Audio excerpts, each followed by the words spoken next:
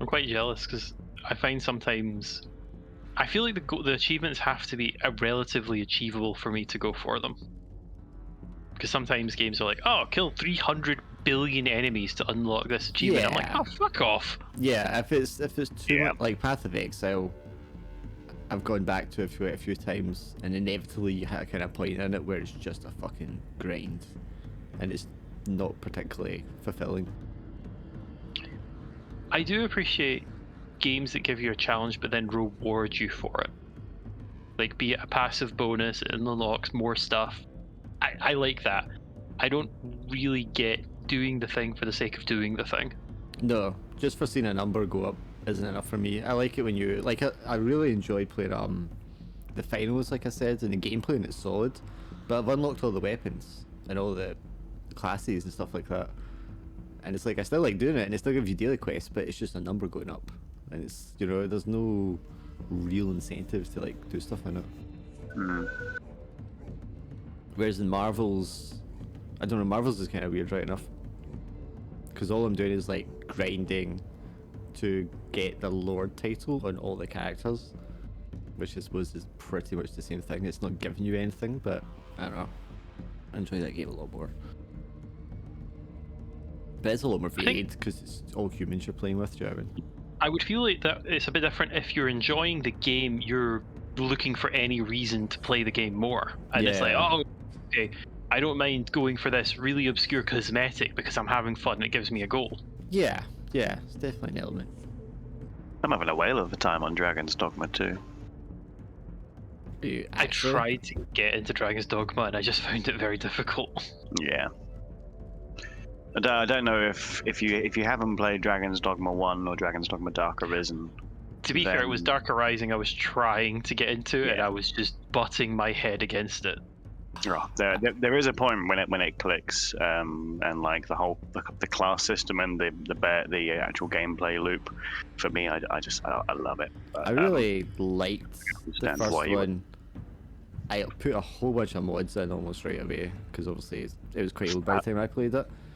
But I went totally off it once it became like the dungeon grind where you're just going down. The Black Isle, yeah. Yeah, you're just going. Well, not even the Black Isle, but it's like the town disappears and you're just going down the dungeon levels, fighting bosses and stuff like that. Oh, And yeah. it's like this is kind of repetitive, and that's when I kind of checked out. If that was the end of the game, and then without the bit of Black Isle afterwards, then I probably wouldn't have sunk as much time into it. But having that repeatable dungeon as part of the DLC that it came with, I felt like that was, for me, the best part of the game. Yeah, I never went back to after that. But yeah, I mean the rest of it was fun. I kind of wish the first like half or whatever it is was like longer because I was really enjoying that. Yeah, the pacing of it and the quest structure is really shit, honestly.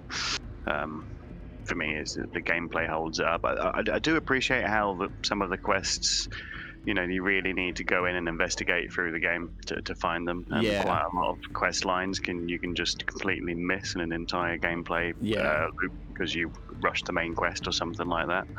Like I'm fairly certain, because my other half, she enjoyed it as well, so she had her own profile on it. We played it on the PS4 to begin with. So no modding for us, unfortunately. But as like a share the controller type of like sofa console game, we really liked it. And her playthrough, she completely missed the whole point of the whole quest line where like your childhood friend wants to go and become a nun, essentially, and that was just completely locked off to her because she advanced the storyline, just one too many quests. Right. One of the games I'm trying to get into, and I'm having somewhat similar difficulties, is Monster Hunter. Yeah, I've never. Yeah, that is pretty much the same. The same studio, the same team of people. So I think Monster Hunter is the same similar ballpark, isn't it? It's like mechanical gameplay, but it always looked too grindy for me to really want to play one. I do admit, I do love the grind at times. I don't need to use my brain. I can just repeatedly smash my head into this obstacle until the obstacle crumbles. Great, gimme. I bounced off Monster Hunter pretty hard. I thought I'd like it a little more than I did. It's very console-y. Well, I got it for the Switch, and I think I got through the tutorial, and then I've not picked it up again. And I keep wanting to, but I'm then getting pulled by little idle games on my phone that seem to just give me the brain dopamine. Yeah, it's the problem with handheld consoles nowadays, isn't it? Probably. What's the point when you've got something on the mobile phone that might be a bit more time investing? I would say time is just because easier access if you're wandering about quite a bit. Yeah, I'd never It's liked easier to- handhelds, really, man. I'd like to sit down, play my computer at my computer. when I was traveling for a bit, like catching the bus to and from work and like college and stuff, I tried to get into the PSP or the PS Vita back in the day, but yeah, just became an expensive MP3 player, an expensive AVI player as well. Yeah. This is not I tried getting to me. get into the DS, and that was. I bounced off of that really fucking hard. Yeah, I had Final Fantasy Tactics, and then what was it, Tactics Advanced as well. I was never really a Nintendo player though. I did Well, like at the time- Tactics. I will always hate Tactics because it overshadowed the best game that was ever made, which was Vandal Hearts. Because they came out around about the same time. Vandal Hearts came out first, but Tactics been almost exactly the same game, but I think I 100 had times that on worse. the PS1. Yeah. It's PS1, yeah. But like, yeah, I'd hate it for that one. Which other one as well? Is it Vagrant Story? Vagrant Story Is is that the different, one- But yeah. I feel like that was quite overshadowed. It was really. Is that the one where good. you have like the upgrade the limbs one for the It PlayStation? was, yeah. It's just like time swack, trying to get infinite combos. That was a game that bounced off of my brain because I was still in Pokemon mindset of just smash Yeah. the enemy until it dies. We're my turn based.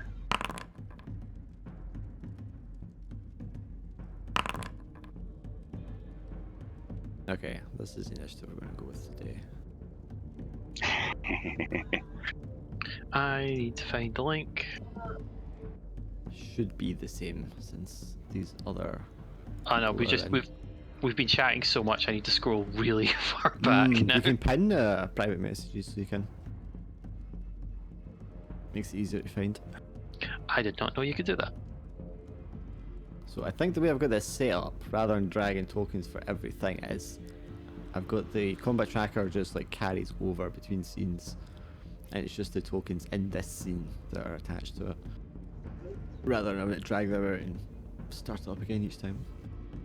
The only problem's going to be if I add enemies. I don't know if it'll add them to it or not. Is this where it just gets very full of dead enemies? Let me see if I go. Or dead players? I mean, depends how brutal the combat's gonna be. Well, I mean, we nearly had the TPK in that first game. We've managed to pull through by the skin of our teeth a few times, but haven't really had any proper threat moments yet, have we? Let's see if this will add. Yep, that's fine. Okay, it doesn't matter if it's in different scenes, it's all one thing. I was going to do the video and refresh my memory about exactly where we ended last time, but I ended up playing Mega Bunk instead. We end up we were just literally arrived back to town, and we are just trying to get through the gate to town, and there was basically a unit, I think from the Raven thing or something. The armed military's at the gate standing watch this time with the normal town guards. Yeah, pretty much, because you were coming back and there were soldiers on the road which you avoided, and you left your hostages there, the other soldiers, and the Crow witnessed the new group of soldiers slaughtering the hostage soldiers that you left there, even after they identified themselves. And then you just made your way back to the outside of the city, and there are like guards of the same soldier type at the entrance to the city. Yeah, I do remember. It looks like entry is currently being checkpointed, isn't it? People are getting frisked on the way in. Yes, the merchants and traders and people coming to and fro will be getting checked by these soldier guards. Now the city guards are also there, kind of on the interior of the entrance, but on the exterior are these soldier guards, the soldiers of the Varenth army. Did you highlight that the tribal figurine that I think was of certain import, we actually handed that off to, am I allowed to say a Baba Yaga style character? An old mysterious lady in the forest? If I remember correctly. The mage Marava, yes. Her name. I think for us to have not played for such a short amount of time, it's a bit shameful that I've forgotten their names. Godfrey made a bit of a deal that she could become a bit of a mentor character. Is that right? Yes, the mask is given. Teach me one thing. Mhm. Basically, what it came down to. Or kill me. I haven't really figured it out yet. Yeah, so apart from that, I don't think we have anything too. We're not bringing anything too sus into town, are we? Just all the treasure we collected. That's up. Yeah, I mean, go look over your sheets and double check everything you had and what you're planning to do with it. We're going to sell the lion's pelt and gold circlet, so we get our gold for that to share out. I also have a goblet that was worth some gold. Or chalice. My bad. Chalice. I think that's the only thing I've got really worth for selling wise. I'm gonna be 5 minutes. Sure. Yeah, I'm carrying 2 sets of leather armor, and not really any hard currency or anything saleable apart from that. It looks like. There's something about you can double armor or something, so I think one of them is that, isn't it? Oh, well, No, I'm already you wearing can't wear- leather and I'm wearing leather and gambeson, but I think we decided to take the armor to resell. Yeah. It Armor was, has a decent resale value. it was still worth a couple silver or something like Yeah, that. that's all I'm essentially carrying. I'm even my pockets have only got 1 silver and 7 copper right now. I haven't got a lick of gold to my name. I think somebody else must be carrying all the actual treasure, because I am at 17 out of 17 as well. So this is what I can carry. Yeah, for Braz and Durdle, I did a con roll because you're wearing the extra armor, and obviously it's hot and humid and sweaty, so I rolled to see if you would take exhaustion from it. So you just have an exhaustion in your inventory as well. Noticed. What's the? Did you say you'd already rolled from it, or? Yeah, I did it last time after we finished. Ah. Because we talked about it and then I just did it afterwards. I think everybody has an exhaustion item in their inventory now, and you can just change the value in it when you gain exhaustion rather than me needing to drag over a thing every time. And you said we should be at 1 exhaustion thanks to doubling up in the armor. Is that right? On top of if you had anything before, which I don't recall now. So it should be at the correct value. I think I cleared down both exhaustion and spell burn that I was suffering from. Yeah, because you With did our rest last before you rest. set out from the village. So I am currently exhausted thanks to that, though. So I'm over capacity by 1.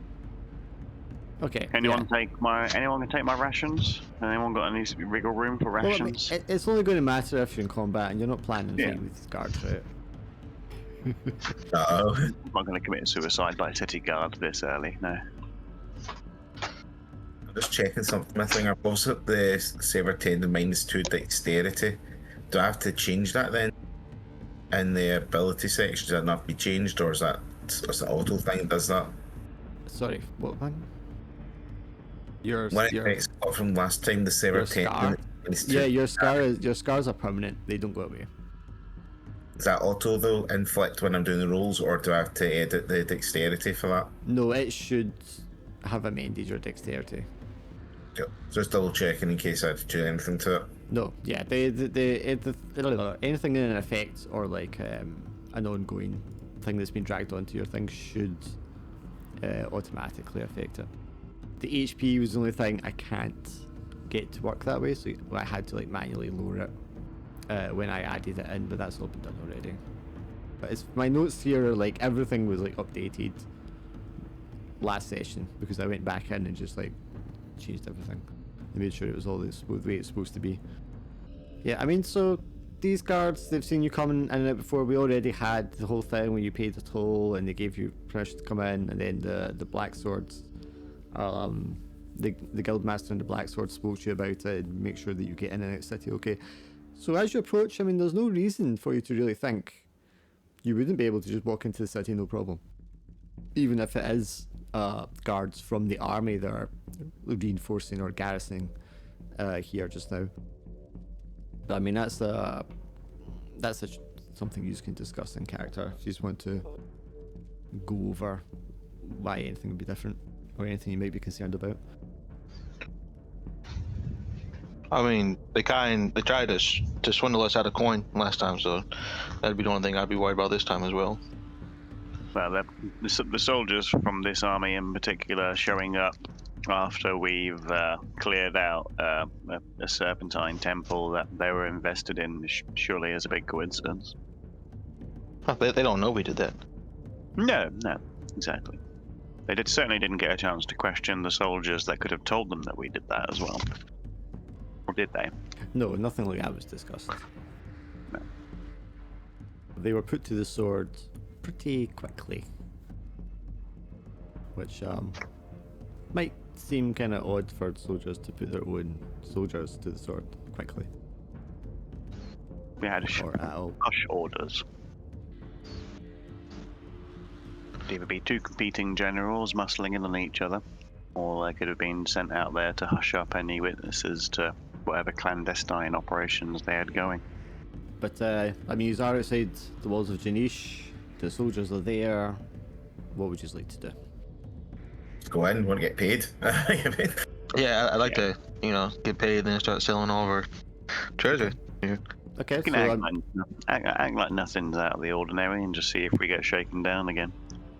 so would you want to do? Just casually stroll up and just walk in like you're supposed to be there? I mean, if there's like a line, obviously I would, I guess, just wait in line like everybody else. No, there wouldn't be a line. There's not enough people to form a queue or anything like that. There'll just be people That's- walking in small groups and singles here and there. I'd do the same. I'm just trying to think. I mean, you've been out in the bush for a couple of days, so you might look a little sort of worn. Certainly wet from the rain and the humidity. That's me back. Sorry. But yeah, so as you approach the guards, they've kind of stopped everyone else you've watched go in so far, and they lowered a sword down in front of you. Hold there, man. What's your business in the city? Are these Thananes with you? Motions towards Braz and Tannic. We work for the Black Swords. We just came back from a mission. Oh, they're Mercenaries. accepting of the dwarf. Mercenaries. Yeah, we had this conversation with a different guard just a couple of days ago. Oh, are you here to join the ranks? We just came back from a quest that was it Guildmaster gave us? Is that what he's called? Yes, Guildmaster would be. Yeah. We just came back from completing a mission the Guildmaster gave us. We're just coming to report. I see. Well, you should certainly speak to your Guildmaster. And he raises the sword. He's like, on you go. Oh boy. I'm gonna walk through. Yep. Shuffling behind Godric. He will gives you all a nod. Maybe looks a little longer at Durdle as he waddles in with his horns. I think I've got a helmet on actually now. It doesn't hide your horns though, right? I'm assuming you had to make holes in the helmet. Oh yeah, it's a horn helmet now. Oh yeah, I suppose it might give that appearance. Yeah, if it's just like holes punched in the cap. Yeah, they'll just nod you through. You walk past them. I can't help Dark with the idea that it's just resting on top of the helmet, the horns, Very not on awkward, his yeah. actual head. It would make it awkward for you. Yeah. Yes, but they'll wave you in, you walk past those, and then you walk past the city guards afterwards, who, don't really pay much attention. They're just letting the other soldiers do their job, pretty much.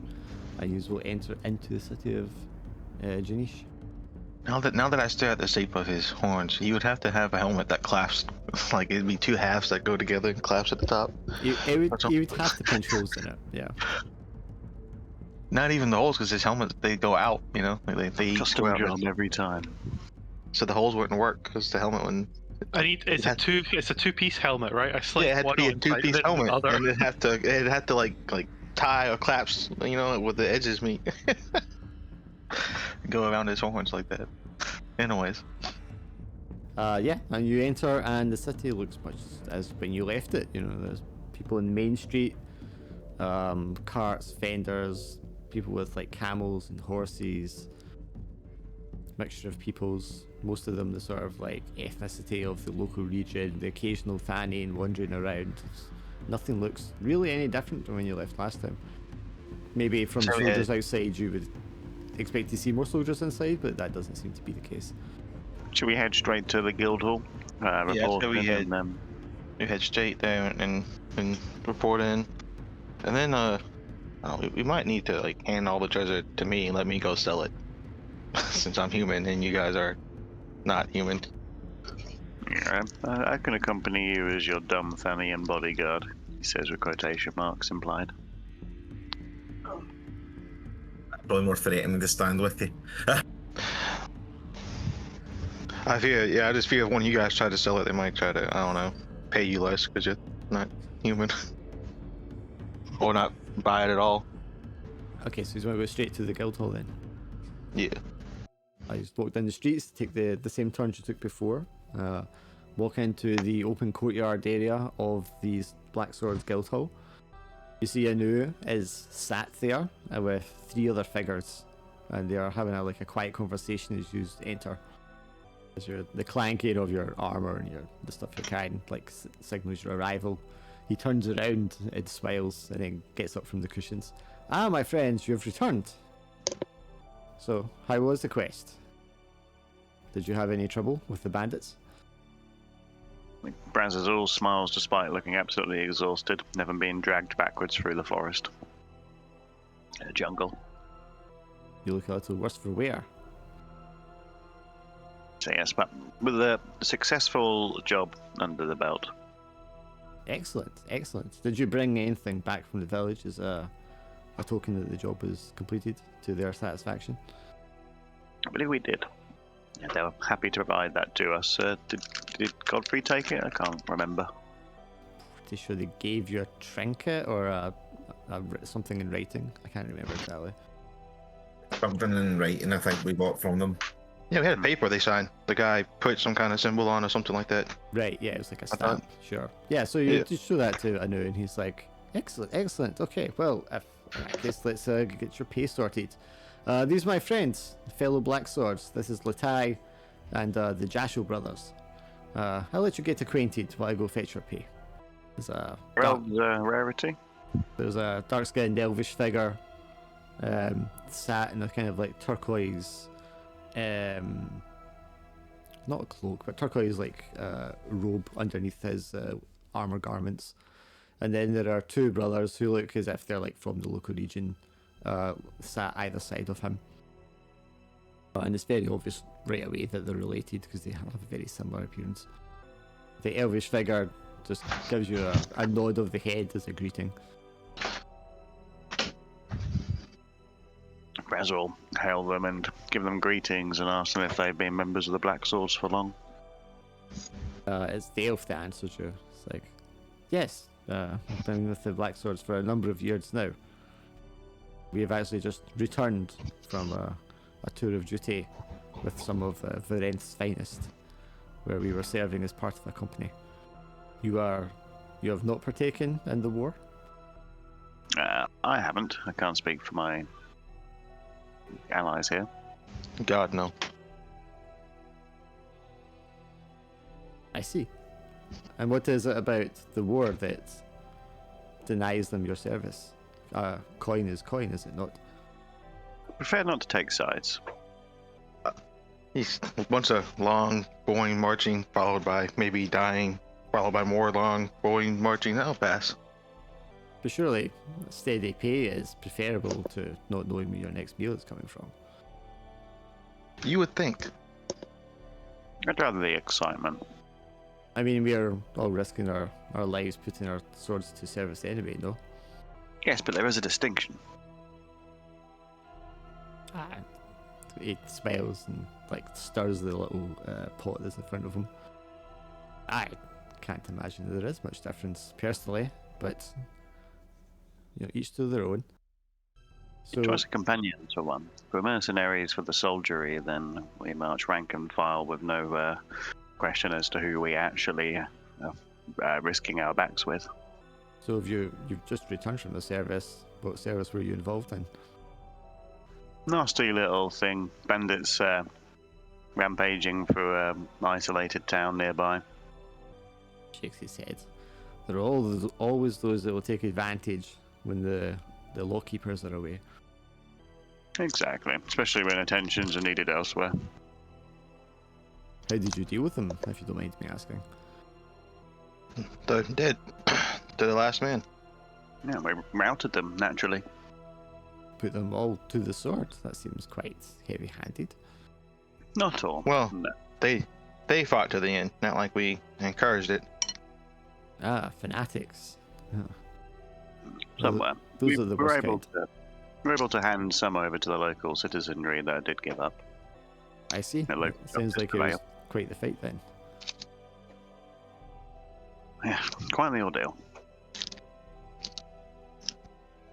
The man on his left, who is wearing more sort of like red and orange garments, as compared to the pale tan colour of the other one. He just looks up to you, Tannic. Says, "You don't see many Leots serving around these parts lately." Most of them are already away in the wars. The fools they are. Yes, I believe the company we were with have actually came back seeking to recruit some of your kin. He sort of distasteful thought in his face. That military trying to hire him. Things have not been going so well for the Varenth, as far as we've witnessed. It seems that they are keen to refresh their ranks with Thanin if possible. Fools for the thought of Fanning is joining them. Let the world go to waste for them after what they've done to our world or my lands already. Yeah, I'm curious what they could offer Thanians to make them fight for them. I imagine they would be. Just gold? I'm not privy to the details of such a thing from the company commanders, but I would imagine they would be offering them wages and possibly lands. Fanning's home territory was destroyed years ago. Most of the clan all broke up into their own packs. Usually most of them went into the military to achieve sort of false hope of gaining back the lands they lost. It may well be that your people have a chance to reclaim some of those lands then, now that the opportunity presents itself. I'll let him see if there's anything I can drink to borrow the sort of annoyance away. The other man on the right is just like sat there and he's just like pushing tobacco leaf into a pipe, just like overly doing it, like really packing it in there, just quietly listening. Anu comes back out with a little purse of coins, because very well, my friends, honest day's coin for an honest day's work, and he gives each of you 5 silver. It's just that ourselves, yeah. Yeah, just add that to your sheets. Nice. Sorry, just to confirm, how much was that? 5 silver coins. Can we auto convert, or do we need to go somewhere to like change silver into gold? When you go to the Silver. market, you can rearrange your coins however you want, but at the moment, they will be the coins that you're given. I thought you said something like that last time. Just wanted to double check. Yeah, as long as you're like near somewhere like a bank or a store that can give you change effectively, you can just change it however you want. But like when you're on the road or in a certain location, you're just stuck with what you're holding, because they are like physical items. Yeah. That's a new if he recommends any market or any particular person for selling trinkets or gear. Well, my friend, that would depend on the nature of the things you're selling. You came across some treasures on your travel? Yeah, some arms and armaments as well. Yes, I don't know if the black swords have any policy on armor and weapons that we may Well, have picked up. of course, you would know it's a black sword. We are willing to take donations of any equipment or items to the treasury to add to the funds to pay for maintenance, to help those who have become injured in the line of battle or such. But you're not obligated to do so. I can, of course, I will point you towards a vendor who will quite happily take any armor or weapons you've came across that you want to offload. He'll also point you at other vendors who will take like jewelry or trinkets from you, depending on what they are. Sounds good. Donations can be when we're a bit more flush. Of course, my friends, I wouldn't ask anything from you on your first outie like this. Thank you very much, Anu, for payment. I think we're gonna liquidate as much of what we're carrying from the jungle as possible, and I think naturally you'll expect to see us back here. We'll take up the offer of lodgings. Might be a day or two until we're fighting fit to pick up any further missions from you there. Of course, my friends, that's no problem at all. I haven't had any jobs with urgency passed my way, but I'll be sure to let you know when you return. And if you want, when you have some coin in your pocket, we can go for drinks. What's the point in earning the coin if we do not spend it to enjoy ourselves after all? Well said. Well put. Happy to take Big you up on that. panic. Well, Drac has already said he will absolutely not do any carousing, so... but anyone else Yeah. can if they want. Yeah, I'm gonna pass on that. It's a No big, carousing. yeah, there's a big table and ways to lose your money. Potentially You get got a XP. custom table for it as well.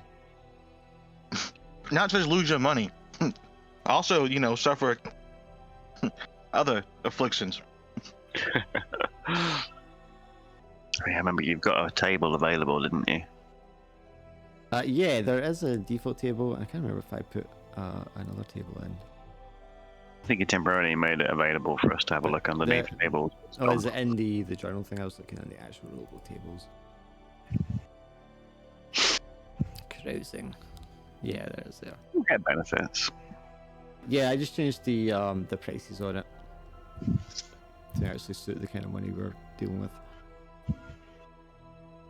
Yeah.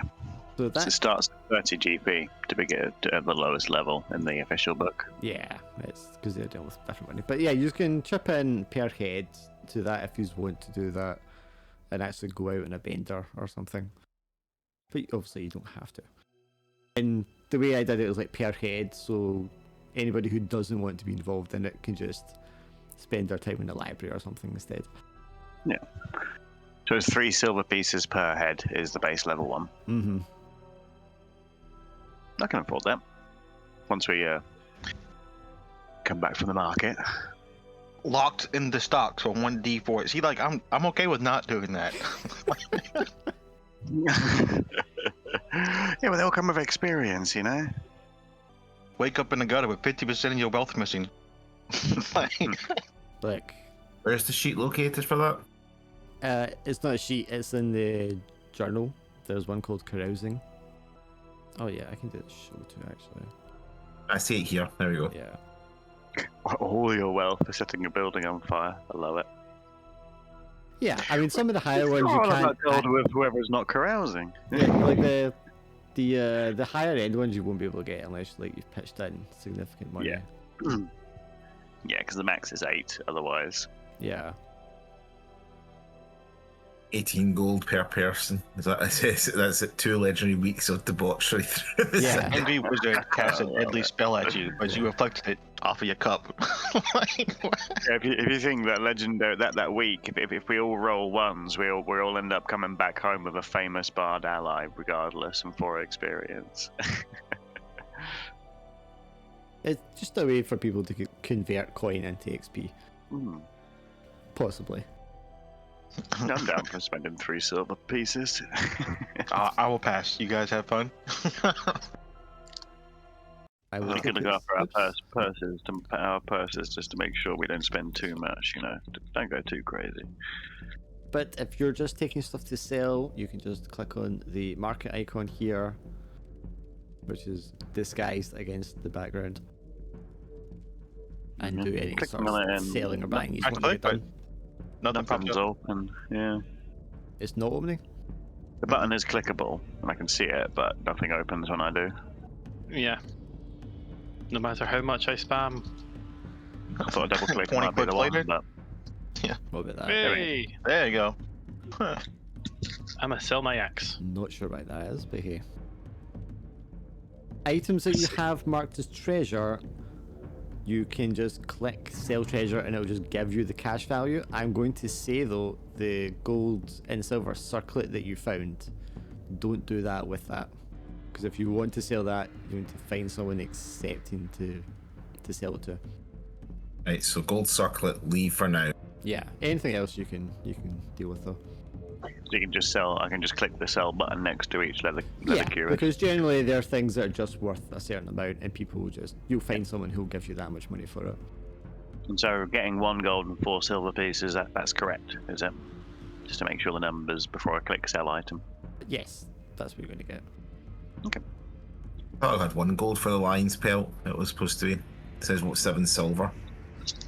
There will be like a modifier depending on which town you're in and how much you can get for things. I see. I'll just sell the lion pelt for 7 silver, then that's fine. If you're like standing and the place goes up higher, I would like give you a better price on things. So if you like the village you're in, they would give you a better price on things now because you helped them out. So what would this obsidian dagger sell for? Would it just be the same as a regular dagger? I think it's a different value, right? Well, it doesn't give me a value on the item itself, so I don't really know how to go about knowing how much it's worth. I don't see it in the item list either. Well, 1 gold it says. Where do you see that at? Oh. If I edit item, I can see how much it says. Do you not get like a preview window when you're selling things that it shows up? Or something? I don't see it because Yeah, are you I'm not under the there. sell tab? Or are you under the buy tab? Buy items or? I was under. Oh, I was not under the sell tab. Okay. Yeah. Should automatically bring up your inventory and convert it already. 7 silver pieces. Okay. Yeah, because here you're getting 70% of the sale price on things when you sell them. Alright, so total from the stuff I sold, I got 4 gold and 7 silver. Check it. Now I can know how to split it up later.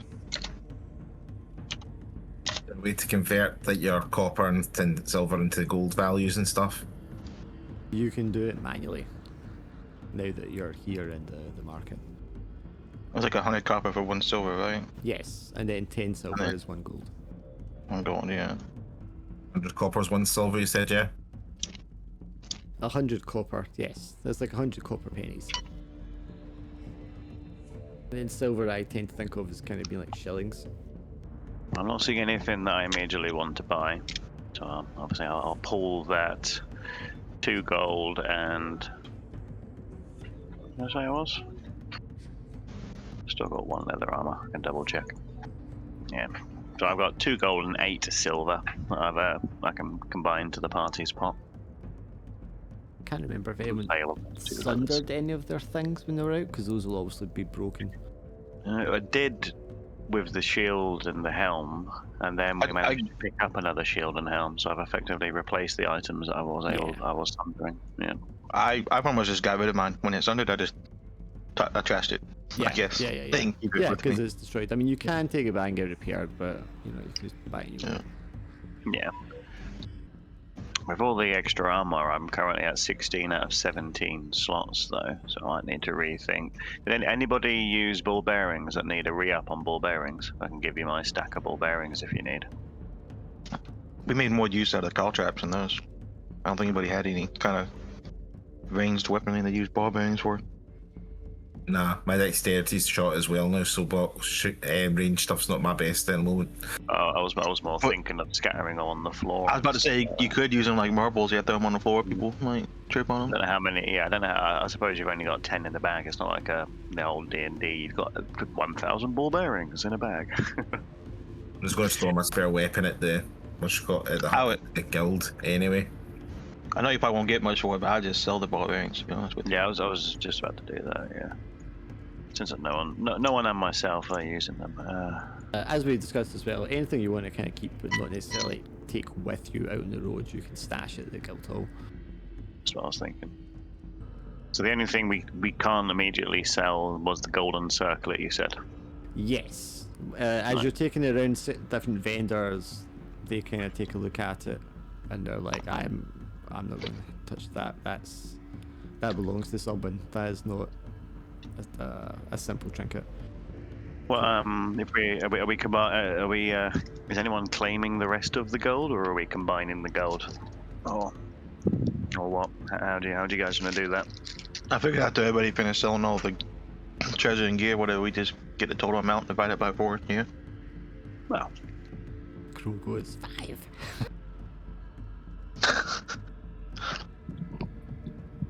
I sold my spare weapon, so I'm good.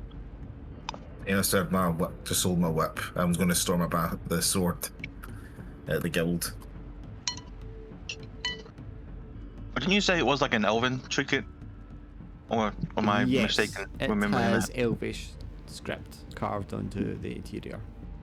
I wonder if that guy is still there and he could read it for us. It might No, tell good us one. whose it is. I don't think there was anything on the gold circlet itself, so I've not got a clue. Well, it's in Elvish, but I don't think anyone has Elvish as a language. No, No. I did not. But there was an elf at the Yes. Black Swords place, if he's still there. Oh, that's a point. Who was carrying the rest of the treasure then? Would we have it in inventories or? I think we sold it all already. It was just a pelt, the silver chalice which I sold, and then the M&M gear we had. Nice.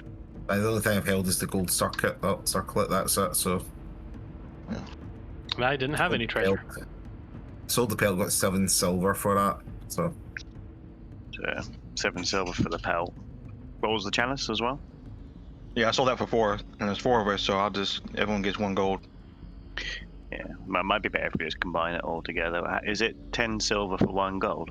Yes. Yeah. Well, I need to know who's taking the gold pieces so I can take it out of my inventory, because I put, it all went to my inventory when I sold it. Yeah, because if we combine everything, we're at 3 gold, 9 silver of flat resale value. Well, hang on. He had 4 and 7. I You my- have 2 my and people- 8. I'm saying, Oh, Matt's yeah, not 4 mathing up here. I didn't hit Yeah, I 4. sold mine for 4 gold and 7 silver. That's what I sold all my gear for. I put it in Discord, so Yeah, so people it's can see. what, 5.5? 7.5 total. 7.5 total. Yeah. Yeah, my math ain't mathing. I mean, the easiest thing would be for you guys to all add 1 gold, and then Drax just subtracts 3 gold.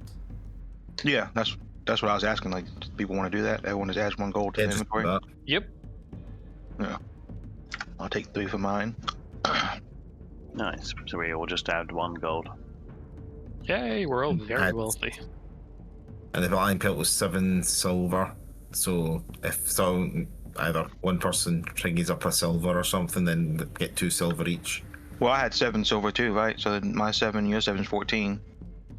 So then 14 So they divided get by 7 each then. So just sorry, not 7 each. That's 2 divided by 3 each. that's 4 each, and then 25 coppers each. 3 Full each. silver and Yeah. 3 silver and 25 copper. Did you say? Yeah. And I need to subtract 3 and 7. And then after that, you can figure out Brazzies. Which is 28 4 ways would be 7. 5. How many have? What did he sell? Sold 2 sets of armor for 2 gold at 8 silver total, so 28. Yeah, 7 silver apiece then. Okay. Yeah, so they'll take another 7 silver each, and then Braz you Well, drop. minus 21. Yeah, Braz drops there. How much do I drop? Sorry. You dropped 21 silver. 2.1 gold. No, everybody should have their own personal gold. Yeah. Or we can combine it for a party thing if there's something we want to buy, I guess. Bit of upside for partying, possibly. Yeah. I believe Copper per silver. I have created a dwelling character sheet, and it just acts as like a bank that you can store things in. So if you wanted to do like a pooled money reserve, you could do that as well. Nice. Is it 10 copper per silver, or is it 100 copper per Yeah, silver. 100 copper per silver? 100 pennies. 2 gold, 6 silver, 46 copper. I wouldn't mind starting a combined savings account. Yeah, it'll be worthwhile doing that. Right, hang on. So if I make If we all put our you gold guys, into it, silver and copper for personal spending, that if I could be make good. you guys owner of this, change the name from dwelling to. Because I was thinking it'd be like a bank or something, but it's probably just going to be the guild. It's over here, away from the chat log. I can't change the name of it, or can I? Okay, if I change it to. So if you look in the actors directory where your characters all are, there should be one called Guildhall Store that you can see. Guildhall store, yes. Ooh. And if you open that, I think you could just drag items to drop them in there. You don't And need you can also to. You could withdraw or You deposit. can use the Yeah, deposit coin. button for for cash. cold Yeah, if you wanted to. So I just dropped him 2 gold in there. Where is it? Sorry again. The In the actors panel. because it can also be a good way to store excess money if like your character dies and then a new character comes in. You don't need to worry about retrieving the money from the corpse. You've got like a fun stash to kit out, whatever. So, yeah, I mean, you can just like stash it on your character sheet and you know where it's stashed. But if you want to like actually put it there, you can put it in there. I like the idea of a stored bank or whatever you want to call it. I think the description for bandages are wrong. It's copying my backpack for some reason. Is anybody gonna buy any more gear? I could put 1 curative herb or something in, because I've got 3 of them just now. I need to buy a torch. Alright, well I'm gonna buy some call traps. Oh, Dark, I closed the shop. Can you open it for me again? Same. I don't know why it's because it did okay for his last time we were here. You did something Oh, last time. It How opened that 2 work? pages for me. Whoop. You might have already had it open. Yeah, I didn't close mine and minimize it, left it there so I could always open it when I needed to. I don't. Interaction distance is infinite, so you can click on it, but it just doesn't open. Does anybody want some thieves tools? What was that, sorry? I was just looking at gear to buy. I was like, does anybody want thieves tools? Find and disarm traps, perform delicate tasks, climb, sneak, hide, apply disguises. Get advantage on all those. I think I have more shackles again for holding people, or rope. I'm not sure. It's better to have. Well, it's probably more universal though. I have vote bombing, so you don't have to worry about that. I'm thinking about getting some. I mean, spears are cheaper than javelins, so I might get some spears. Or a spear. I think the difference is the javelins can stack, whereas the spear doesn't, and the spears. I don't know if I spears see. 2 slots or not, because it's a 2-handy thing. It is. Yeah, it's versatile. But you have to stack with more salves. Or anti-venom, cough cough. Wow, how fortuitous. This team decided to go into the snake dungeon with 500 antitoxin. That's the restorative, isn't it? I'm just thinking after so many people got bit and poisoned that time, someone might want to have one on them.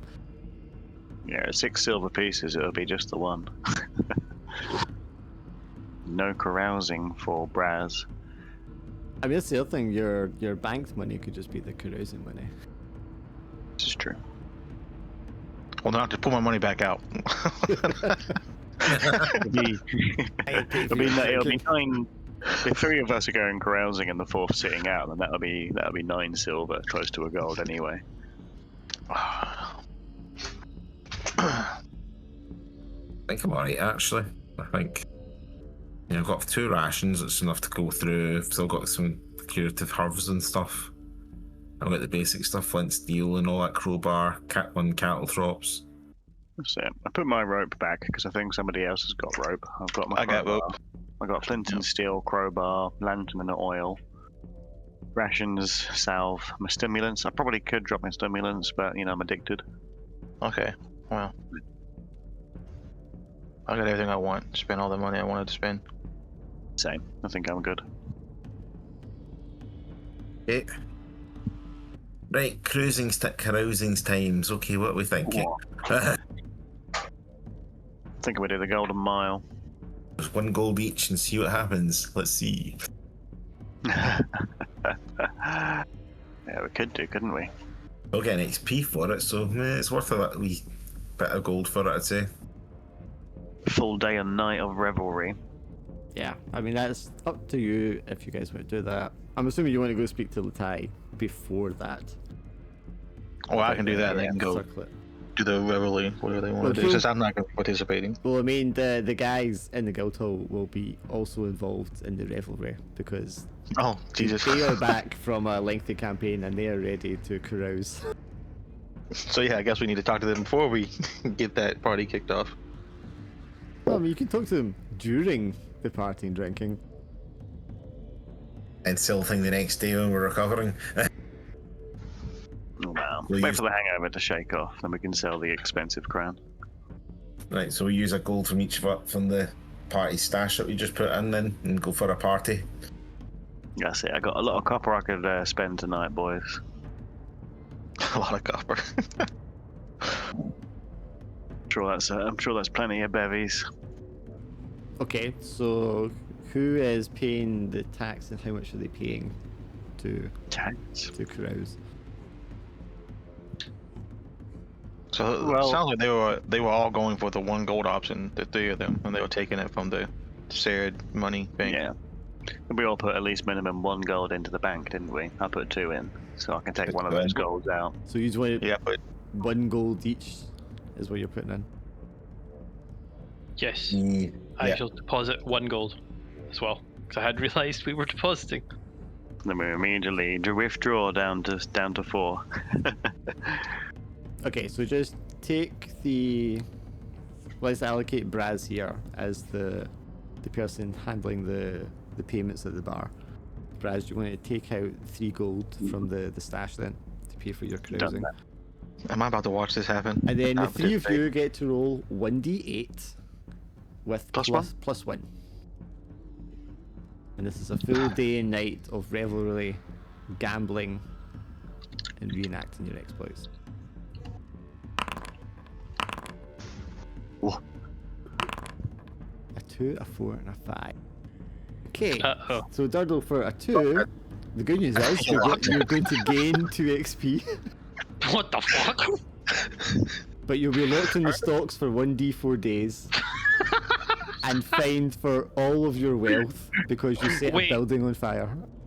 Wait, oh my Yes, well, all the cash on hand. This is another reason to bank money beforehand. could I maybe have banked maybe a couple more gold before that? Because that's a lot of money going for I'm sorry, but that's the rules. Yeah, well, there goes 7 gold. Holy crap! You're holding on to 7 gold. Oh no. And then if you could roll 1d4 to see how many days you're actually locked up for. Just the 1 day. That's a lot. Okay, I think I could afford to buy like half of the town with that amount of money. Okay, Tannic. So Tannic, you're going to get 3 XP. And you will make...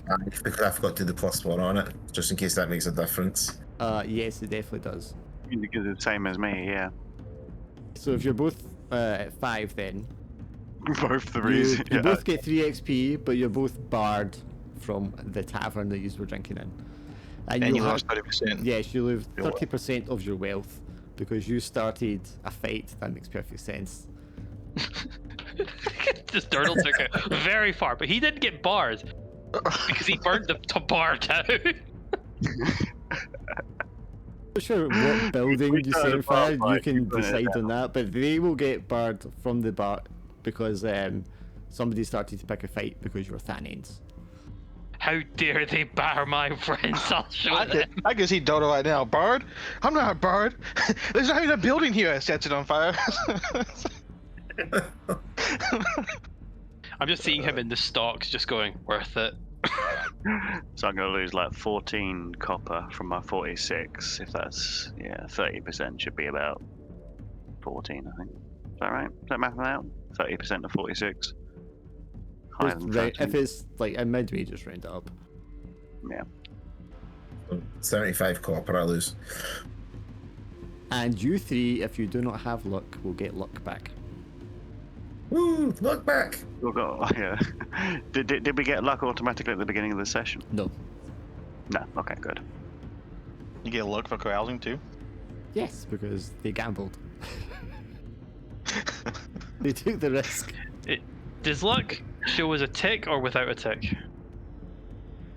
That's up to you, I think. But I would tick it when you have it, because then you have something there when you have it. Cool. Can I use it? Yeah, white pip. So how long is he in jail for?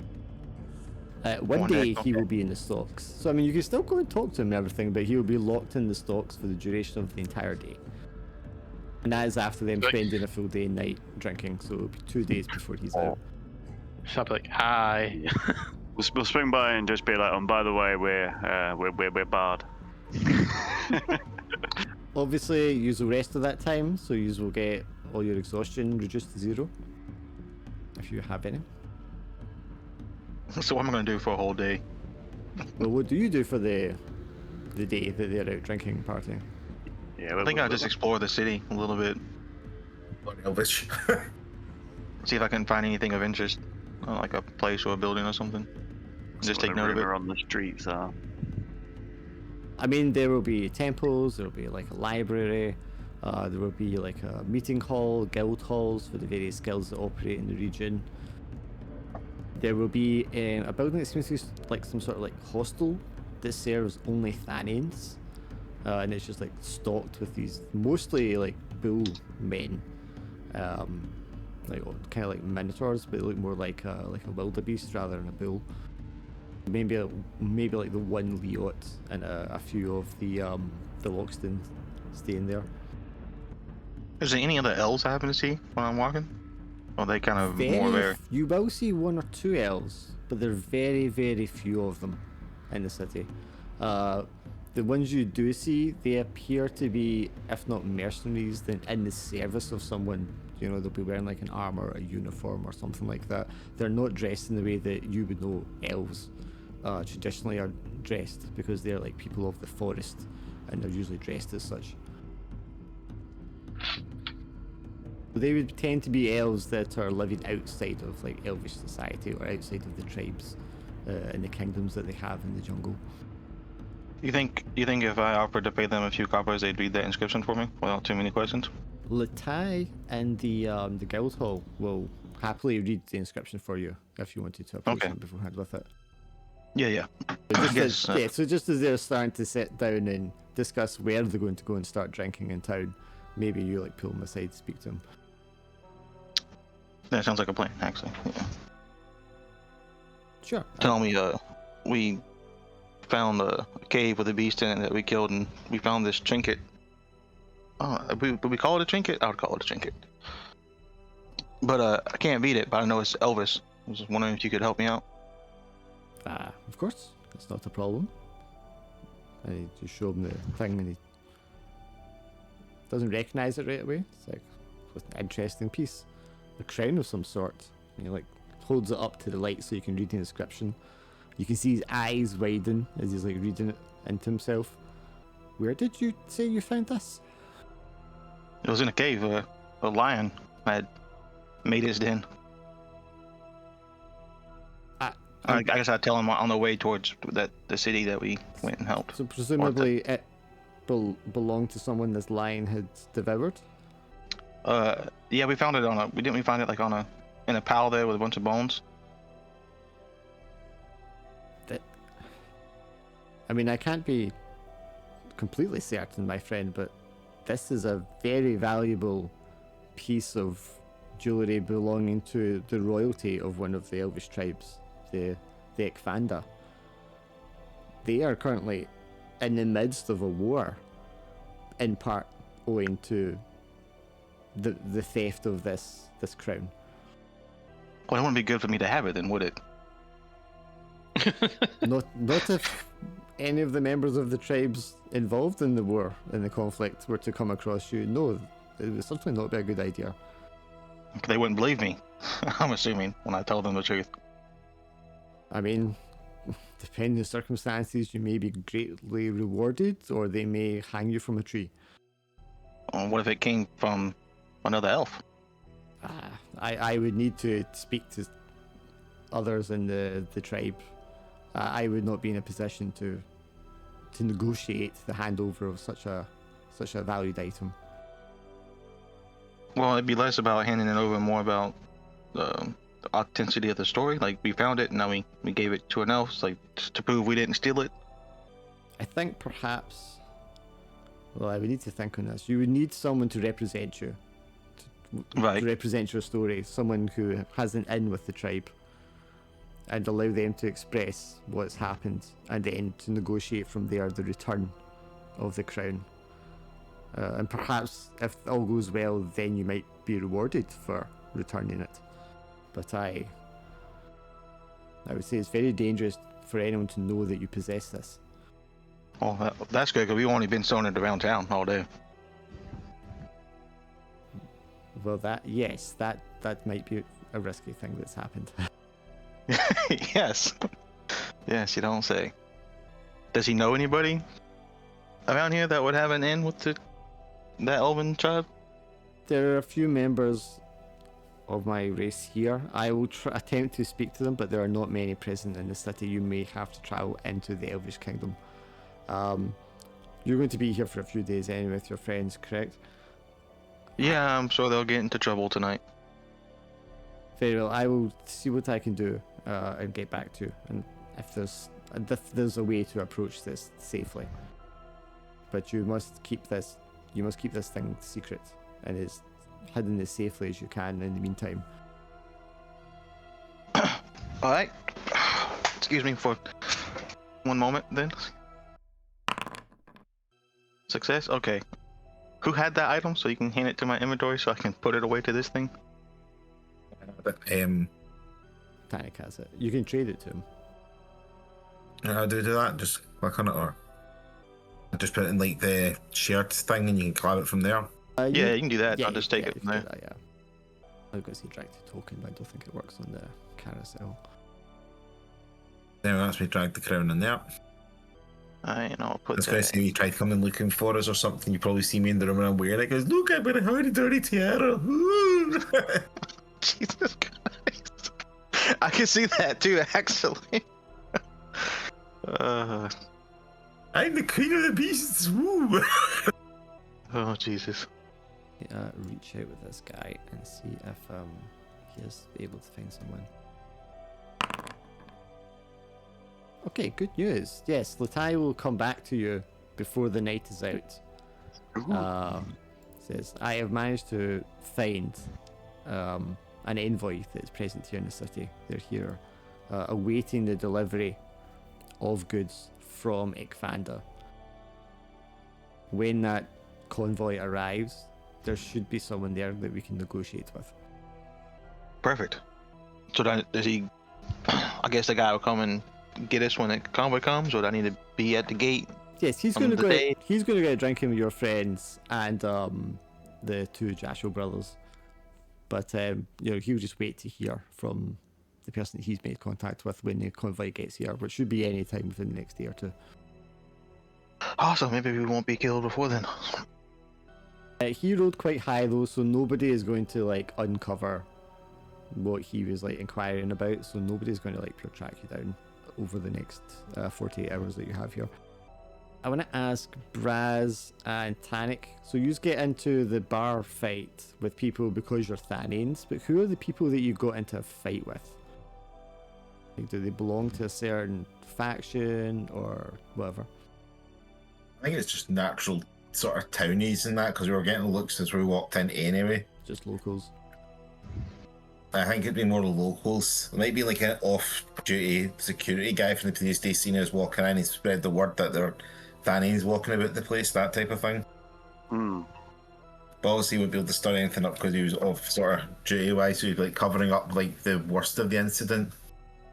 That's probably why we never got into much trouble. Is like The racially charged incident, so we weren't charged with too much. exactly. Sort of we got let off the hook more because of the potential scandal or Well, something. yeah, maybe like they instigated it, which is more so why you didn't get into too much trouble. Yeah, mostly back then they didn't care about the racial scandal so much. Well, I mean, they just fined you for the mess at the bar, right? Because you made a mess at the place. Obviously, a lion and an elephant storming around is going to tip over a few tables. Oh yeah. I'm sorry I took things too far, guys. Yeah, what did you burn? Which building did you set fire to, and why? I feel like he actually burnt the neighboring building to the bar down.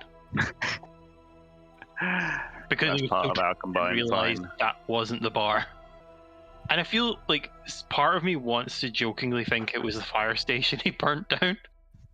Okay, so just writing down Tannic and Braz were barred from the Golden Sun Tavern. And Donald burnt down a fire station. And the civil fire service station next door was set alight by Durdle. We had the bells ringing all night long because of you.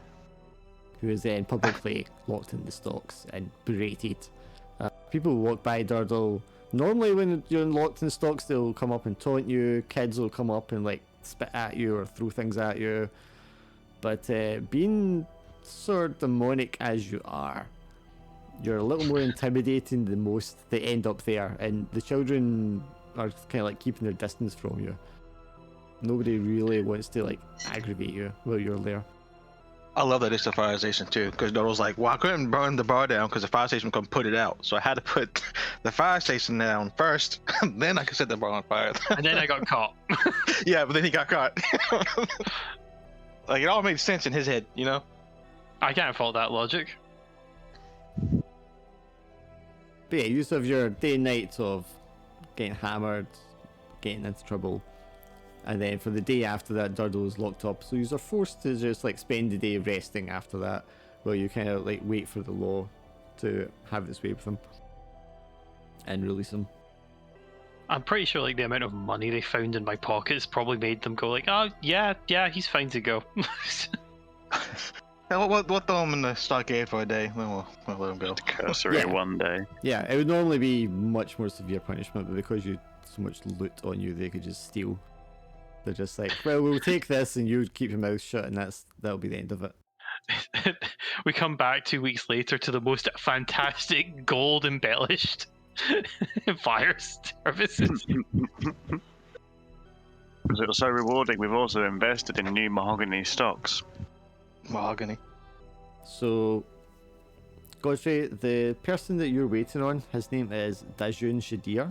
He is like a magistrate here in the city, representing elvish interests. You will wait the day for the message, and a messenger will arrive, but the messenger is for Anu. It's not for Latai. And Anu like reads the message has been given to him, and then approaches you guys as you're like sat around relaxing on this day. You were waiting to hear about the envoy from Ekvanda, yes? Yeah. Well, it appear according to our magistrate friend that the envoy has not arrived as expected. In fact, they have not checked in at the checkpoint outside the city as expected, which suggests that something has happened to them on their way here. I'm not sure why the soldiers in the city haven't been tasked with this, but he is requesting cell swords to investigate and find out what's happened to this convoy. Okay. I mean, if nothing else, my friend, this is an opportunity for you to make some money and get in touch with the person you were waiting for. I mean, that's That is true, but if something happened to an Elvis envoy, I'm not sure I want to get involved. I guess I'll leave that up to everyone to decide. Now there when Titanic jumps up happily and yes, 2 for 1. Extra work, more gold, more fun. I love the optimism. I mean, I imagine you would turn something, you get rewarded, but I mean, who knows how? It could be gold, it could be a favor, it could be any number of things. So the job that you've been offered here from the Magistrate Shadir, the convoy was 2 caravans full of elvish wares, including wine, metal alloys, and textiles. But you are to be rewarded with a percentage of whatever you can recover, should you be able to locate the caravan. Well, we got 1 for. Anyone else want to chip in? Well, that sounds pretty promising. Dirtle's a bit skint at the moment. You'd be happy with anything. I don't know, still in the stockade. Just vote for him. Dirtle will probably have made it very clear he would be happy with any job that pays, preferably very lucratively. Because he is now out of money. Yes. Well, that's. Where was it at? Like, what location were they last supposed to check into? I suppose Well, would be the they were question. coming from the Elvish Ikfanda kingdom. There is only one road that leads through the jungle, but such as it is, the road-wise. They would bring you here. If they did not report in at the checkpoint, which is a day out, that means they're at least a day out somewhere along the road. Was there multiple checkpoints, or was this the only one? That is the checkpoint here for this side. Whether they were last seen at what point in the Elvish Kingdom, we don't know. Okay. What kind of jungle creatures can we expect? In between the 2 checkpoints, that's. You Or would the be elves within the going check- much deeper into the jungle than you were previously. So whereas Damn. before, the table we were rolling on had things like lions and bandits, this one will be a lot more, creatures. Did anybody get antidote? I don't even see that on the list of things you could buy.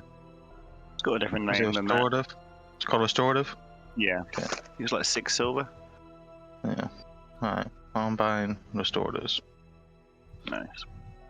I'll just take you back here if you need to use the... Because Again.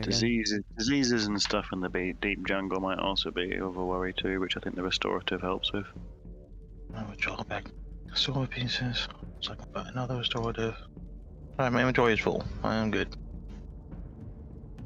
I have 1 free slot. This shield is really bulky. I couldn't afford the 3rd restorative, unfortunately. But I got 2 restoratives. Still does 2 herbal curatives, plus also once a day I can try and do the herb thing to see if I can get something. Okay, well, I'm good to go. I think I got all the gear I would need for a trip into the jungle that I could afford to carry, anyways. Yeah, I could take the bandages back. This oil flask you've got, Braz, it says used. Is that like spent, or is it still got some remaining? I think it's because it's got 57 minutes remaining. Okay, yeah. That's what I said. Make sure I got rations, by the way, I think, just in case. Yeah, I topped off on those. I got 3 out of 3. Yeah, if you want to rest and recover HP while you're on the road, you'll need rations. On the bedroll. How much are they paying for this job, did they say? It's just a percentage of what we recover? That's our pay, technically? Yeah, so whatever you can recover, they will add the value of that up and then give you a cut. And what if there's nothing to recover? We get paid We nothing? don't get paid. Can't open the shop. Can you splash that Well, open? no, so- Right, that is so weird. I don't know why it's doing that. Right, hang on, who needs it opened? You do, and... I'm telling you, just minimize it. Otherwise, it's always there. I do, yeah, I know, but I've got a bad habit of forgetting to minimize and just closing instead. He filled that charisma check with disadvantage, is that what I just saw? What's that? Yeah, all 2d20 keep lowest +2, and he still rolled a 17? Damn. Mm-hmm. I wonder what the other dice was. Well, it's +2, he rolled 2 15s. No, he rolled Nice. a 19 and a 15. Bought a second oil flask and it's come up as just identical as the other one used for some reason. Both for 57 minutes. Has it got the same minutes on it? Yeah, it does. So it might be like per character, and that's why it's doing it. Longevity remaining. I can't change remaining on it for some reason. Yeah, it's only 3 minutes. I don't know why it's doing that. Will the health go back to full actually since we've been resting here? Yeah, he's gonna be back to full health.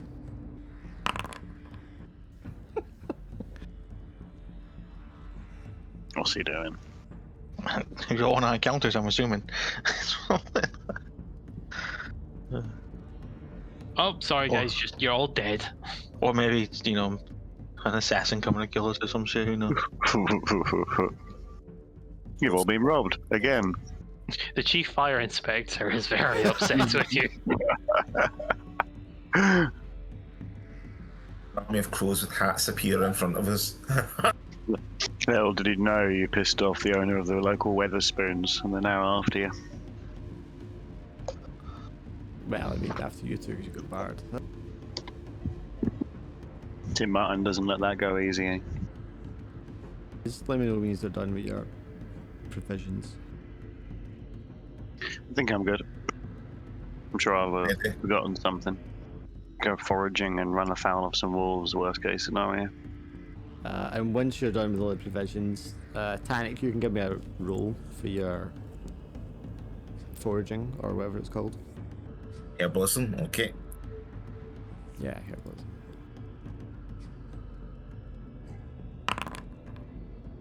Oh Jesus. Damn. Okay, so you can have your choice of curative that you're making. Could get restorative so it stops all poison and things just in case. Or make another herbal curative possibly, which is the most advanced thing. Yeah, I mean with a crit you can take your pick. I have a feeling just get a restorative. Sounds good. Okay, I dropped that onto your sheet. Well, since it's a crit, why didn't you just take 2? Since you opted not to take the most expensive thing. Well, everybody done then? Yeah, I'm good. Mm-hmm. I'm good. What did? So you once more set out on the road.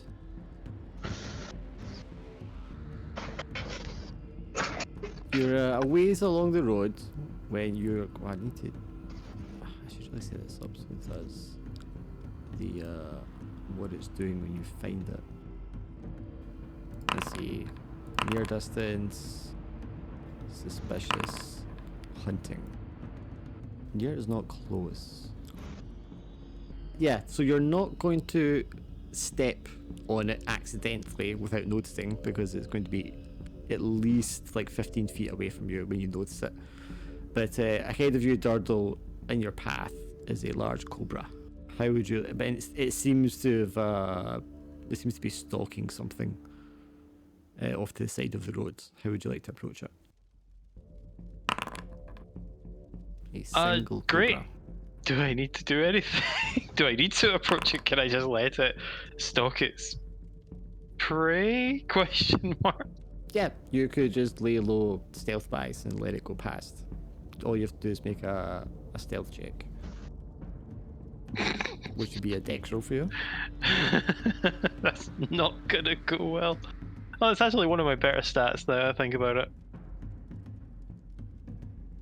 Yeah, if you got 12 or more, you're totally fine. Yeah, so you lay low and the cobra passes. No problem. You're traveling for a day and it's supposed to be risky. So I think that's once every 3 hours. I'll have to use my wayfinder, see if I can do tracking while on the way. Well, you're not tracking anything yet until you get to the checkpoint. At least you'll just be following the road. Alright. We'll do road encounters. Okay.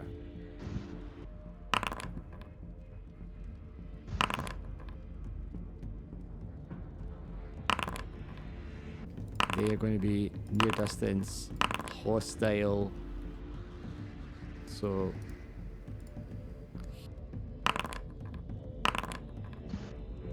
and Braz, as second on the list, you're going to be the one that's like out in front when you come within shouting distance of a pair of large boars.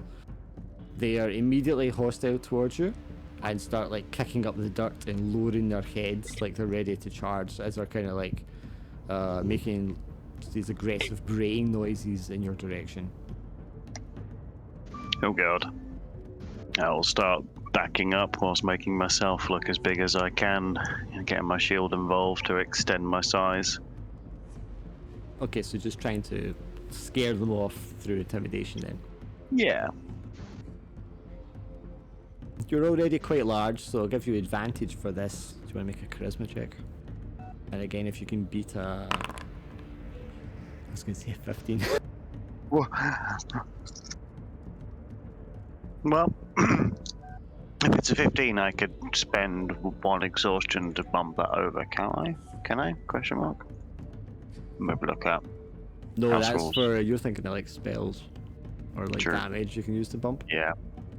No, you rear yourself up as big as you can, but they're like in the process of digging out like a den for the pregnant female one in order to sit down and have her pups. So they get very aggravated and defensive when you approach, and you're not going to be able to scare them off that easily. Godfrey, what would you like to do? They are within near distance, so they are within movement distance. I guess I'll just try to hypnotize one. Are they within level range for that to happen? One creature level 3 or less. Yes, they are definitely of the type of creature you could attempt that with. Alright, so I will attempt to hypnotize first since they are within near distance. Alright, hypnotize one. Leave the code to do the hypnotizing, and I'm going to move even further back. So you're out of movement range. I didn't move though, did I? No, but you'll all be within movement range initially. But if you're moving back, you'll be out with movement range. Well, I'm leaving a code to do the hypnotizing. Yeah, you're backing away.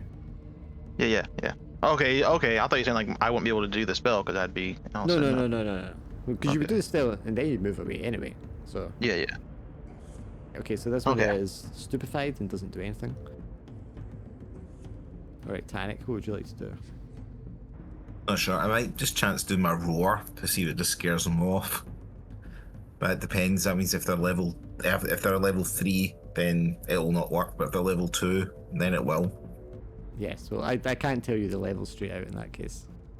You Yeah. have to do it yourself. So you want to roar at them? Yeah, we'll do a roar. Let's do roar. So what happens there? Do you just like stand in front of everyone and just bellow out as loud as you can? Basically, yeah. When he sort of stands there, gets sort of a big breath in, like a huff and a puff type thing, and then just roars out.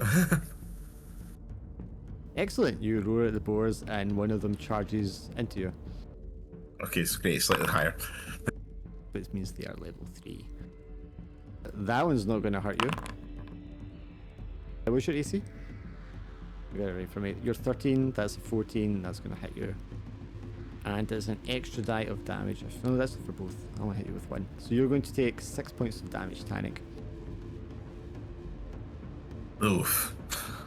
Should've just went and stabbed up. Right, I guess go for the closest one. Probably stand in front of Braz and smack the one that attacked Tanic. That is enough to hit it. So your damage dice will explode. Oh, okay. So another D6. And you keep doing that and you'll get him, no problem. No! 3. There we go. That is going to be overkill and that one is going to die. I'm just imagining like a tiny scratch, and it just so happened to be the perfect part where it just pierced straight through, went straight through the heart, and popped through the other side. Yeah, the exit wound. Punching you punch them, and then all of a sudden you realise, oh, I've got a weapon. Stab. I forgot this one does get to make a. Oh no, it has to break line of sight to make the check, right? It doesn't get to just make the charisma check. Yeah, I can read the So- spell again real quick. It's Breaking like- line of sight. Yeah, so as long as you get line of sight, it's going to stay there. It doesn't get to try and break it. I think it moves in a random direction though, so there's a chance it could break line of sight that way, possibly. the target can't take actions and it moves in a random direction on its turn. Okay, so it does move, and because it's jungle, it could break line of sight if it goes left or right. So there's going to be 4 directions here. North going around 1, 2, 3, 4. That would be north, so it will go off the road to the side, and then it still has to pass a charisma check in order to break it, right? DC 15, yeah. 16 at a -2. Okay, so that one's not stupefied. But that's its turn. It doesn't get a turn after that, right? Yeah, because it moved for it. Yeah, for yeah. it. Okay, Braz, so sure. What do we think, lads? Kill the other one, or let it run away and try and push on? Well, I'll Don't say know if it'll that. run away. I think they're quite aggressive, these ones. There's a pretty good chance it'll run off now that the other one's dead anyway. Yeah, I'll ready Very myself. I'll step up next to Durdle, and I'll ready my weapon and my shield in the event it does come back and charge. But if it does, it'll get a big bonk the moment it gets into close range. I mean, mechanically speaking, there is no disadvantage to you walking up to it and hitting it. Might run away though. I suppose mechanically we could get some experience, couldn't we? Yeah, because either it's going to run away on its turn, in which case it doesn't fight back, or it's going to fight back where it would fight back on you anyway. So I mean, it doesn't make any difference. Yeah, this is true. It's gonna get a bonk as I'll close the distance. About 11. Not quite enough to break its AC. That's okay. At least I'm tanking it though, not Durdle or someone. Well, Durdle's literally a tank, so Like, that's why I positioned myself there. Solid Durdle. Okay, for future mechanically, can you hold your action? yes. So it didn't run? Is that what I'm hearing? So we won't know until its turn if it runs. I failed. Do you want to just lose that spell today then, or? I'd have to. What would I do? I'd have to burn my luck to keep it, right? Or exhaustion. You could burn your luck to re-roll it, or you could take exhaustion. And it's 1 exhaustion I think you need to take. I don't have any space for exhaustion. So Okay, so I did away with that. If you don't have space, you can still take exhaustion. it is over encumbered. Yeah. Up to a maximum equal to your con.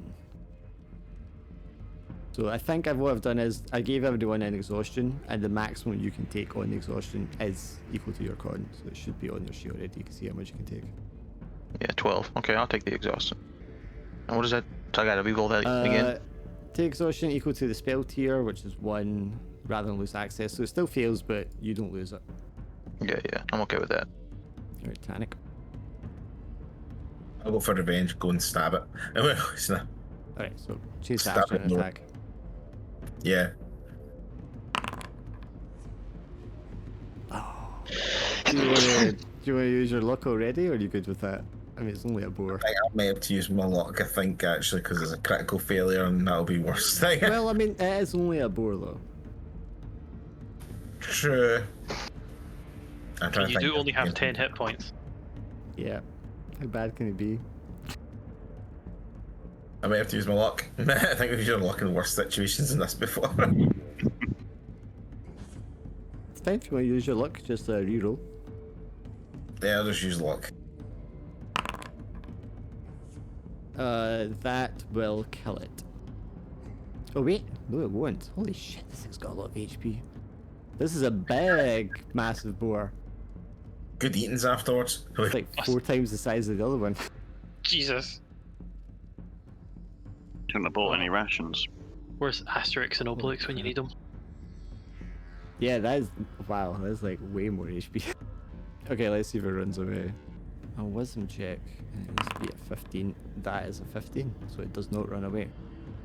So it is. I mean, it could attack either of you here, so I'm just going to randomly decide.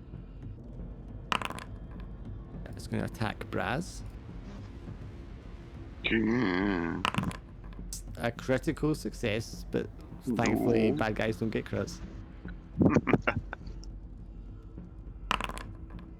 It doesn't get you with the second one, so you only lose 6 HP. Interesting. Yes. I should have checked what the HP were at the very beginning, but this boar is significantly larger than the first boar. Oh, I'm gonna go. Probably because it's heavily pregnant. It's got the power of 4 boars for some reason. The extra mass for winter. This. Yep, that is going to chip away another 3 HP. Nice. I'm helping, boys. Can we figure out if you should have any modifier to your damage? Me? I don't think I do. No, he wasn't getting his modifier for the stat The hit. before, I think is what the problem was. No worries. Because the weapon was tagged. Yeah. Oof, that is a 1. That's, Well, that's not. that's That is such a 2. shame. Could we not just reroll just the hit roll? I think take 2 exhaustion to take an extra action, but I don't think it's worth it quite yet for just a boar. Just a boar in the road. It's just so boring. It's so boorish to take 2 exhaustion just for that. Yeah.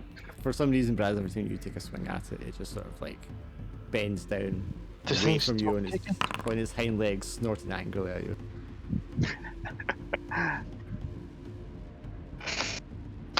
I'm gonna roll the 1d4. Yeah, I'm doing that now. Well, that didn't work out. But it's Slash supposed to. Yeah.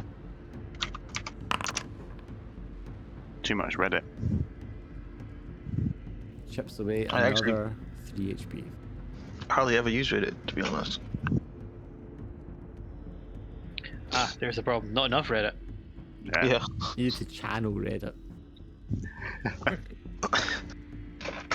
Funnel all that frustration and angst. Right, more whacking, let's go. Can you finish the pig? Not quite. Not quite. Let's see if it runs away So- this time. But hang on. Now hang on. Wouldn't his damage dice explode? So that's minimum, yeah, that's 1 plus 1. Yeah, it's 1 plus 1. So He rolled 1 on the 1d10. Interesting. Because you rolled a 1. Yeah, okay. It's just the dice, not the bonus I take Yeah, it each time. you can roll damage again, I think. It's just a 1d10, I'm guessing. It's happening again! Oh no! Okay. oh, 1d10. Don't be And- 1d10 plus Yeah. 1, right? Right, so at the moment it's a total of 3, but you can roll it again. So that's 9 altogether, so that is going to kill it, yes. He just keeps whacking away with the blade saying, "Why did you keep hurting me?" So you killed not only the boar, but its 6 pups, or whatever they're called. They're inside There we its go, belly. 7 kills. 7 kills. Stacking experience, we're nesting it. I believe we have all killed boars or beaten boars recently, correct? Did you use face boars yet? No. That's the first time I faced boars. Okay, so you all get 1 XP. You jumped it off with a lion, to be fair. Like, Yeah, It's because the other party fight boars every time they go into the fucking forest. really. If they fought one as big as that, though. Well, they fought 6 of them at once. Oh my goodness. Well, I'll have you know, we found a nesting 7, so that's better. Go ahead and Yeah, beat numerically. We just killed 8. We just taken 8 down. Oof. Like, I mean, imagine if we had a bounty per skull. If they're formed. Do we get rations or something from these, or can we tan them around? You can do that. You could skin them for pelts to tan them if you wanted to spend the time. If you want to just harvest rations off them, you could do that. I'll just harvest rations off them quickly. It's easy. We just take the wee tiny pups and that, and there you go. You got a wee snack. Skewer them. We've not met Well, I up. can't. My inventory is full. I can't hold anything. I would actually like to pass something off if I could. I have 1 slot, which I can I've always got, use. I've got 3 slots.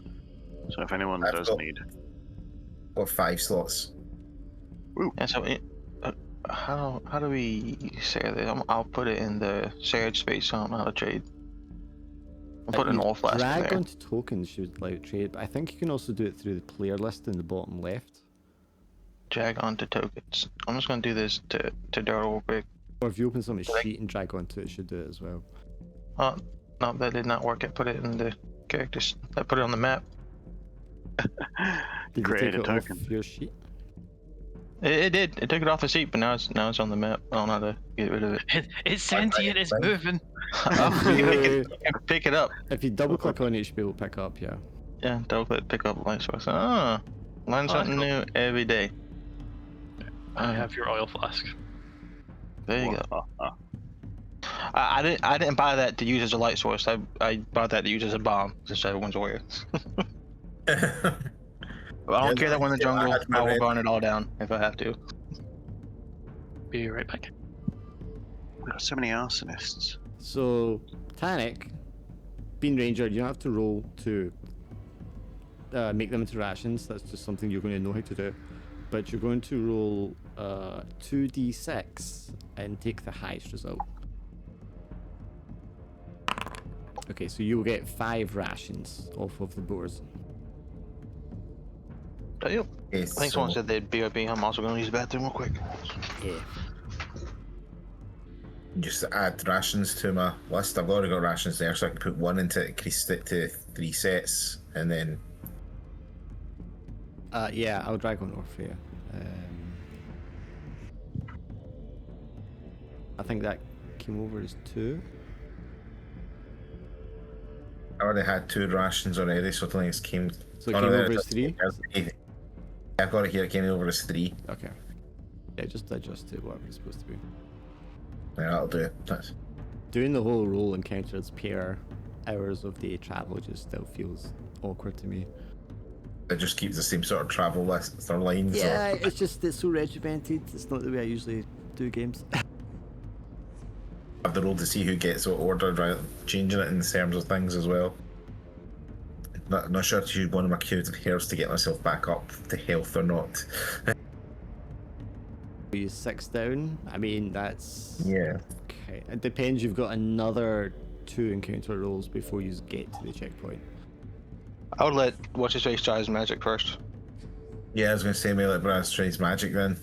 Braz is also down to 3, so Yeah. Right, he's going to have to heal himself, and I feel Braz should heal himself first. Yeah, try that first. yeah, we kind of need the healer to stay healthy. I'm not upset about that choice. We'll see how that goes. It's a big old spending exhaustion to not lose the spell. You do have your luck, so you can probably re-roll it. I think mine you got that luck today. I think that's Might be worthwhile Well, just to take health up. you have time. It's not like you're limited to 1 cast, but you know you've got to take the exhaustion. or I could take off the exhaustion and re-roll it and use my luck. I might do that for the time being. There we go. And I get back 3 life. Well, you roll 2d6. Right, because it's 1 plus half your level, which you're level 2 now, so it should be Yeah. 1 plus 1. It says rounded down. Right, Yeah, but well, half your level is 1. so 1 plus one and half 2. your level. Yeah, nice. You are right. 9 hit points. Whew. Hit points back up to full, baby. Alright, crowd around everyone. Who's Crowd around. I got healing to spare. well, just Tanic. Here we go, Tanic. Da-da-da. Bup, bup, bup, bup, bup. There we go. And you get a 6-pack. That's all he knows. Perfect. Don't forget to say your prayers before bed tonight. Oh, great blood god deity that I worship. How many take- people will I kill today? 0 people, but 8 animals. Well, he does worship, is it Ramlet, the pillager, Barbaric, the horde. Many orcs worship him live by the blood rites. Well, I guess we can keep traveling, at the very least. Ah, interesting. Oh no. No thoughts of fear. Oh, I didn't expect that. What have we got here? So, you are going to come across, as you venture on after the boards, an elvish warrior. His armor is torn and bloody. He is holding his sword in one hand, sort of just like hanging by the side, as he's like limping along the road. Even from this distance, because he's far distance, you know, he's just way along the end of the road. You can tell that he is kind of like not in a daze, but he's like sketchy. He's like looking around, checking behind his back, you know, swiping his sword into the bushes occasionally and just like yelling at nothing, as if he's like agitated. How would you like to approach this? Shall we call out to him and see what's up? Honestly, I think calling out to him is a sensible option. Yeah, he looks spooked. I'm just adding in here for a turn. Yeah. Braz waves, and as usual, when he waves, he also waves with his trunk as well. Yeah, he shouts out, "Oh there, traveller!" So Man. he's Turns towards your direction, yells something out in Elvish. we've already covered this, but no one speaks Elvish, do we? No. He stands sort of like side on, as if like he's ready for an attack. But I mean, he was limping before, and he's sort of haggard looking, and he's all bloodied up. So he's definitely already taken a beating recently. But he doesn't make any advance towards you. Do you think he can understand us? And try and do like peaceful gestures with our hands, try and use body language. No weapons drawn. Clearly we have them, but our hands, like, we're just like hands to him, like, what? No. Don't mean anything. Yeah, I'll put my hands together in kind of like, you know, a prayer, and then, you know, hold my hands out towards him and sort of motion to. Does he have obvious wounds? Did you say? Yes, very obvious wounds. Yeah. Motion to the wounds that he's got, and then, you know, obviously with all of the motions being with an empty hand. You slowly approach him, weapon stowed. He doesn't make any gestures like towards you. He kind of steps away cautiously and yells something, but you can sense the weakness in his voice as he begins to like falter and crack as he's like trying to raise it. He is swaying slightly. What's the name of the party thing that we're looking for? The elf party? Was our name up there? I'm assuming he would know what medicine looks like, right? Like, that's kind of universal, what it would look like. I'm hoping. But depends. But if it's something common to the area, you would think so, yeah. Can I just hold out my restorative towards him? Sure, you can hold that out towards him. I'd like to give it to him, but I don't want to get too close. Okay, so Hoping he understands. cautiously, slowly approach him to let him know that you're not like doing it in a threatening manner. Yeah. I'm giving it to him if he needs it, because it looked like he's, I don't know, hallucinating or something, slashing at shadows and shit. Maybe he's got some kind of poison going on or something. Sure. As you like get closer to him, he's talking in a lower tone. He's saying it in Elvish. It's not even apparent if he's like saying it to you or if he's just sort of murmuring to himself. But you get within maybe like 10 feet of him or so before he kind of stumbles and has to lean on his sword to stay upright. And as he does that, he kind of like crosses his legs over and like twirls around 180 degrees and then like steadies himself on the sword before like turning around to kind of half face you on again. But now his sword is like dug into the ground and he's using it more as like a support. Yeah, I'll just keep closing the distance slowly with the antidote reached out towards him, or the restorative in this case. Yeah, as you get within like touching distance of him, he reaches out with one hand, like his hand spread out open, as if he's like pushing you away or telling you to stay back or something like that. But I mean, he doesn't seem to have any strength in him at this point. And as you get that close to him, you can see he is bleeding profusely from his wounds. So, perhaps can cast healing magic from a distance, right? No, he has to touch. Has to touch. Oh, okay. Well, I do also have. I think I'll just turn his hands like out towards me, right? So I'm just going to turn it and put the sword in his hand, and then I'm going to reach into my back, and I have salves. So I guess I'd pull those out slowly to show him that I have healing. He grabs the just sort of like put in his hand and looks at it for a second, and like goes down on his knees, and then just like into a squat on the ground. And he puts the bottle down on the ground in front of him and just like says something like gently over a few times in Elvish. Just like In this case, I'm gonna. yeah, like a resigned, just. Someone pull out the salve next, and I guess I'll start applying that to his cuts. I'm assuming he's not really a danger to me at this point, too much. Okay. I have 2 salves, so I guess it won't heal him, but it'll, I don't know, hopefully buy me time. Yes, it will Well, actually heal bad him to time. the maximum HP that he has available to him at the moment. Okay, so I'll delete 2 of those. So he just like sits there and lets you tend his wounds, and he's just like breathing heavily as you're doing so. He's still got one hand on the hilt of his sword dug into the ground there, but I mean he's at this position particularly. There's nothing he can really do with it. And then I don't know if he needs it or not. I'm just gonna make him drink the sword of 2, or I guess attempt to make him drink it.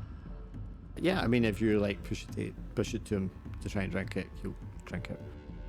Yeah, I don't know what's wrong with him, so I'm just gonna give him everything I got. That's healing wise. Sure. His clothes are like torn, just like mad slashes in all directions across them. It's not been like a sword attack that's caused this. This is like an animal attack. He has a large like wound just bleeding from his thigh, and blood is just like pouring out of it. Has anybody got any bandages or anything? I don't have any of those. Annoyingly, I stashed mine. Sorry, what was that? Anybody got any bandages? Or if you want to come over here and heal him, now that he is more. You know, he's more trusting and watch you apply healing. I can come over with my bandages and assist you in patching him up. I've got 10 bandages, so I assume it won't need more than 1. No, one sir. Well, Description is still coming out wrong. He's bleeding, so I don't know. Like, get to stop the bleeding. I don't know if your you. one bandage will stop the bleeding from the worst wound, which is the wound on his thigh, which is the one which is life-threatening at the moment. Yeah. Yeah, I mean he will resign to being tended and just lie out on the dirt, allow you to do that to his leg, making wincing noises when it's painful. Well, he was still looking for something dangerous, so if the other 2 guys want to, I don't know, keep a lookout or something. I like that idea. Probably Durdle in defense. Yeah, I mean, because he was looking, slashing at something. I don't know if he's hallucinating or if something's actually here, so better just to be safe than sorry. Fucking cobra. I'm to track around to see if there's any wild animals that are around about the place. Snakes, why is it always snakes? Not traumatized anyway. No.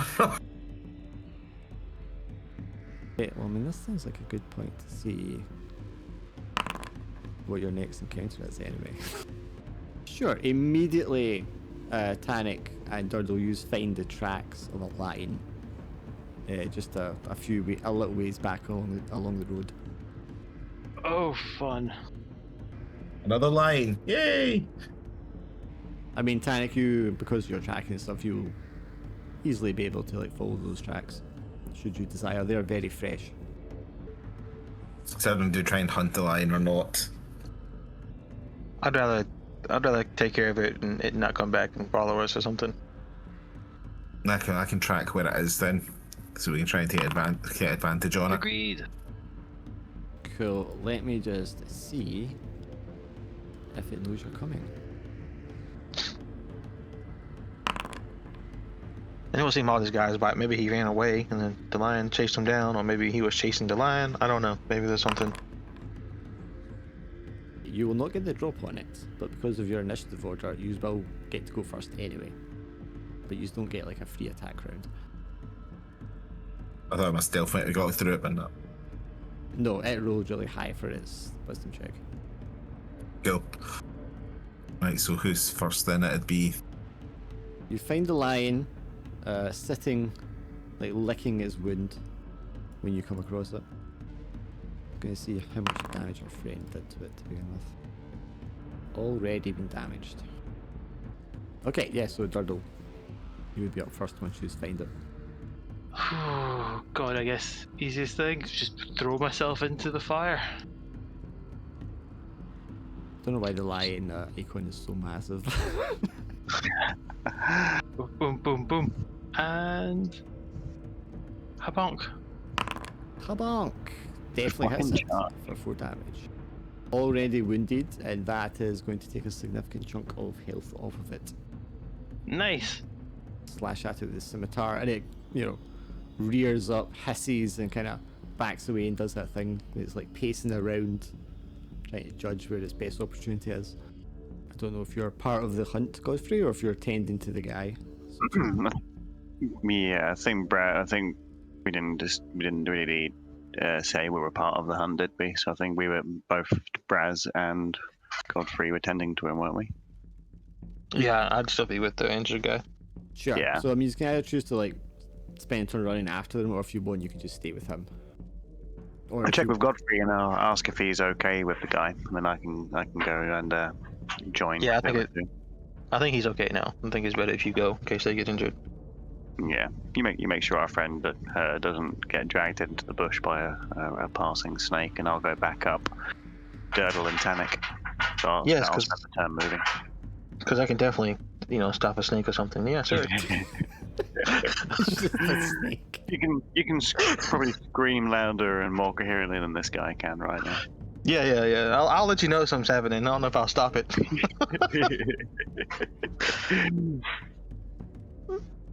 If I need you, I'll scream. yeah. Okay, so you spend a turn catching up. Godfrey, do you want to do anything your turn? Or just like hold? I'm just gonna send the crow up a little bit higher just to keep an eye on us, and then just hold. Mother Teresa act. Okay, so Lion gets 2 ranged attacks, and it's going to be Durdle who's engaged it. That's certainly a hit, so that's 8 damage, Durdle, followed by another 1 damage. So 9 damage total. Yep. So don't worry, I'm above half health, guys. It's all good. Don't you have something that lets you get some health back or something? On my hit against them. I think it's like that, Yeah. like vampiric regen, isn't it? Yeah, I just need to hit the enemy and I can roll 1d6. Which, You need to hit the enemy after taking damage, not the other way around. well, hitting the enemy has been a problem for him, mostly. Or like that, he gets to go first and he hasn't taken any damage yet. Right, we'll come in here and help kill the lion. How do you feel about killing lions, Panic? There's some lion on lion action. I don't think he cares. I think last time you asked him that, he didn't give a single Yeah. fuck. Bit of sign of strength in your clan. He's kind of got a slight hatred to his own clan for the way they sort of gave up the battle for their land. So that's why he's sort of distasteful of the fact they're in the military and that. But maybe if we get a campfire thing, I'll go in story. But you just take it out on innocent lions. Anything, as you can see. That's a wilderness area, yeah. Taking that self-hate onto the big cats.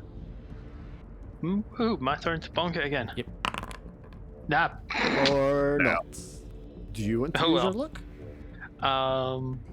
So this will be the 3rd encounter before we actually do the thing. This will actually count as your 4th encounter because the elf you ran into was technically the 3rd encounter. Yeah, I'm gonna use my luck. Let's try this again. Shall I just re-roll the whole thing? Yeah, just reroll it, yeah. It's a That- 14 hit. Is enough to hit, and it Woo. does cause a little damage. I'm a roll by flourish. So 1d6. Woo. Hey, there you go. Nice.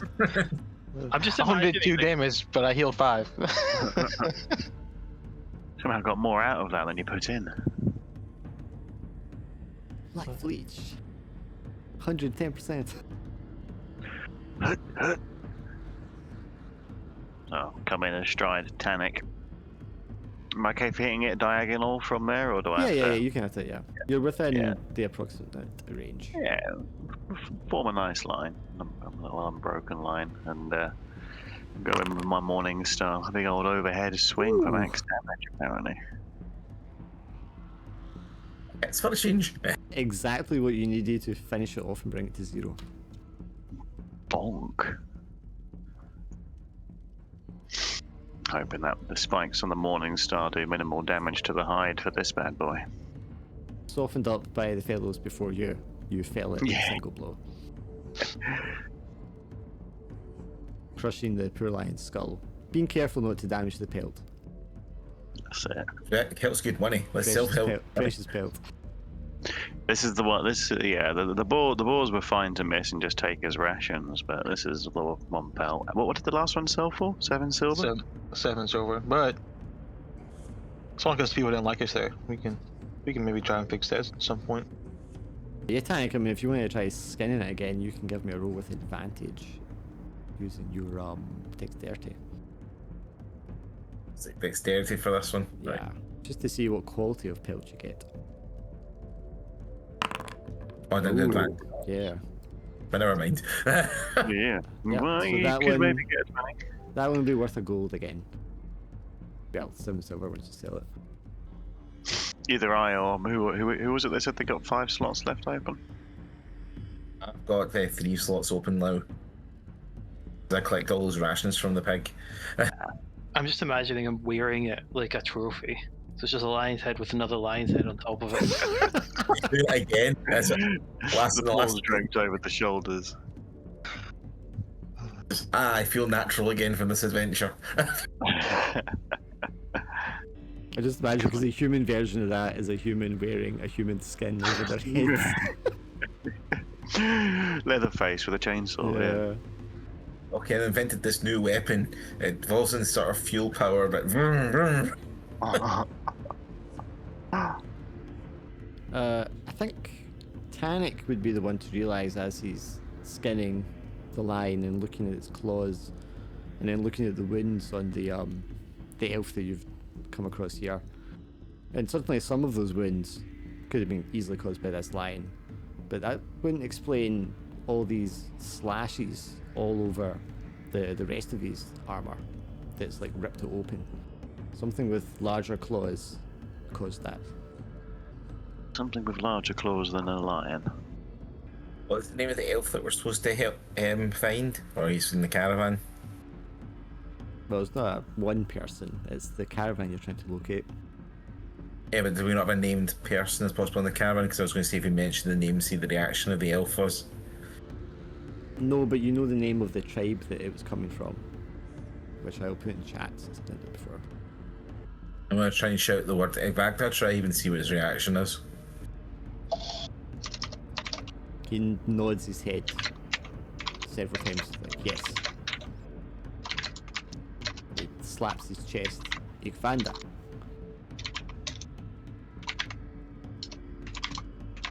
I grab like a wee stick and try and draw a carriage on the sort of on the dirt in front of them to say, and point to himself and then point to the carriage. Nods his head again, holds up 2 fingers, and then points back the way down the road where he came from. And then he starts speaking very quickly, trying to explain what's happened, what he's seen. Obviously, you don't understand a word of it. I give him the stick to sort of try and draw, like I saw, point like the lion, like the corpse of the lion, and draws like a wee lion creature. Shakes his head no, and he starts saying something, and he's like holding up one finger like it's a claw, and then he holds up the other finger like it's a claw, and tries to make like the animal motions with it. I use sort of trying to use hand motion of like saying lion, like that point of the lion so he's small, and then move my arm down and point down the direction where the carriage was, and I do it bigger and move my arms bigger. Yeah, he gestures to about sort of eye level with himself, which would be about 5.5 feet high. And then he's like holding up his hands to show there was like more than 5 of them. Holy crap. And then he starts explaining more and like holding up his sword, and then he starts motioning like as if he's sword fighting someone, and then he's trying to like tell you more, and then he's holding up, you know, like 4 fingers, 10 fingers, pointing like to the sides of the road, and then as if things have like came in from the side of the road, like jumped down from the trees perhaps on him. Right, so he was ambushed by people and animals? Is that what I'm getting from this? Looking at these slashes, can I sort of determine what sort of animal, maybe sort of or potential animal? Yes, and you have advantage for that. It would be an intelligence roll. Godfrey, you can do an intelligence roll to try and decipher what he's trying to tell you. Because you're the languages man.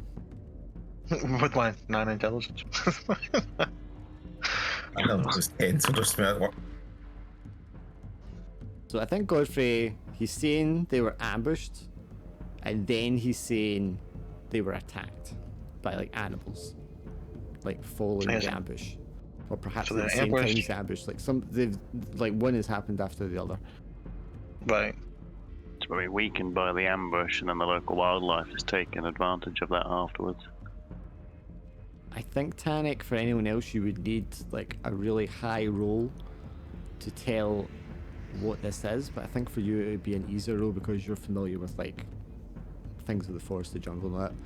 He is describing to you what you think sounds like a velociraptor. Or velociraptors as they're described as Shadowdark, which are more like a Deinonychus because they're the larger version, like a Utahraptor. But yes, like the raptor you would see from Jurassic Park. Really. To my knowledge, he's also one of the most dangerous creatures as well. Yes, and you would know that they're pack hunters and highly intelligent and all the rest of it. Just forward that information to the party, so we need to be extra cautious now we're going down this area then, or if where we're going further up. Should we escort our new friend, since he comes from the caravan that we're meeting up with? Technically, we should try and we get rewarded for the cargo of the caravan, so either one, we could take him back to town, and that technically does cover part of what we're to do, but we're hard to really get the cargo back from the caravan. So obviously going back the way is the full day's travel back to the city if you took him there, or you continue on and within the next hour you'll reach the checkpoint outpost. I say go forward, and I'm pretty sure his guy will join us because I don't think he's gonna leave his people behind if he's not like life-threatening injured right now, which he shouldn't be. Yeah, he's been tended to enough to the point that he's not life-threatened. So I say we push on and do our best to reunite him with the caravan as well. But we need to be cautious because if he was ambushed, then there might still be people around and not just animals. Yes, And look at, sorry. because I can look. I was going to say I could try and locate if there's any tracks around, but I could try and locate sort of generalisation so we know what bits to avoid. But we'd have to get closer in to see tracks, probably. I think he just follow his tracks back and he'll take us to the caravan. Well, he has, I mean, you'll be able to tell Tannic as well, he's wandered from the forest and then found the road and started wandering along the road. So that would take you into the jungle proper, or you could keep following this road to the outpost.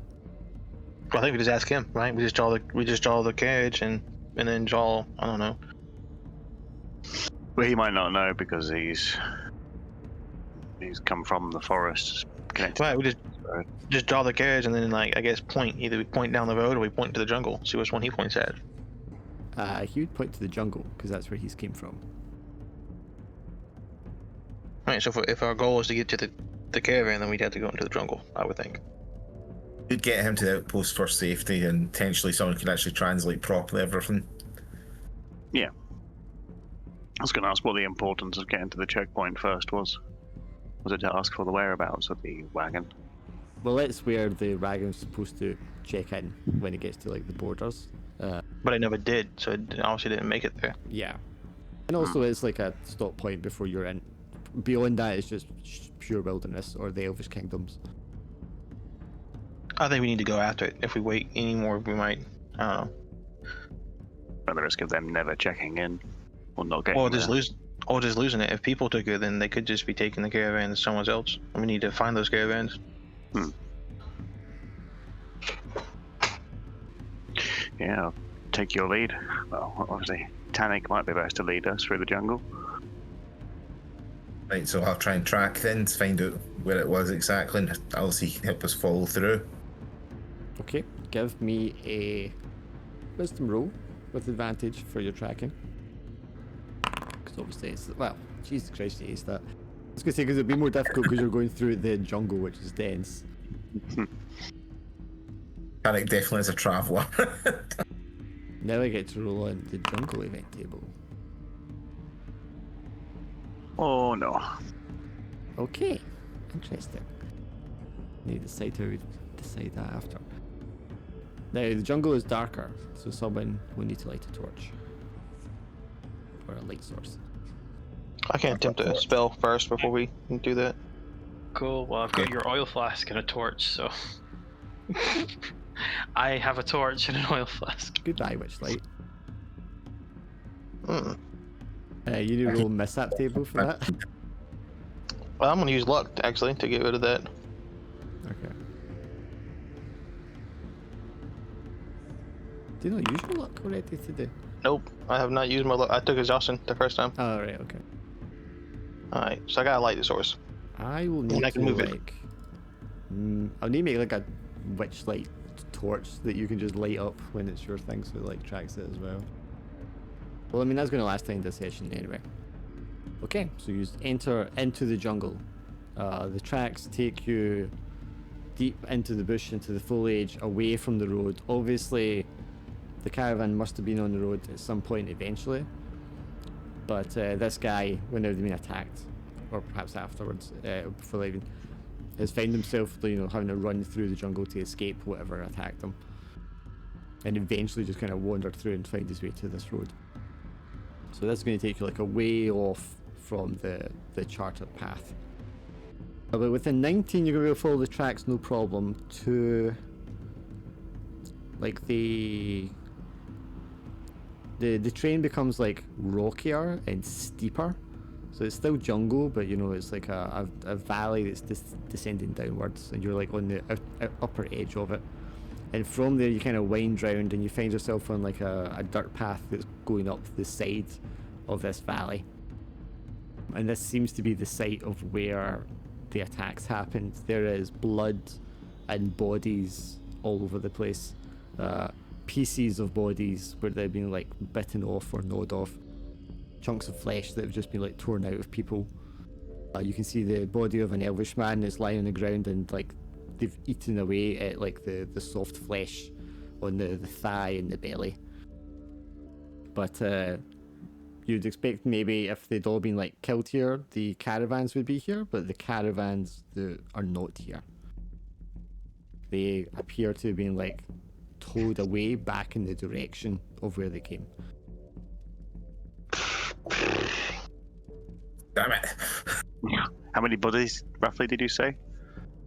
So let's see. Enough to populate a caravan.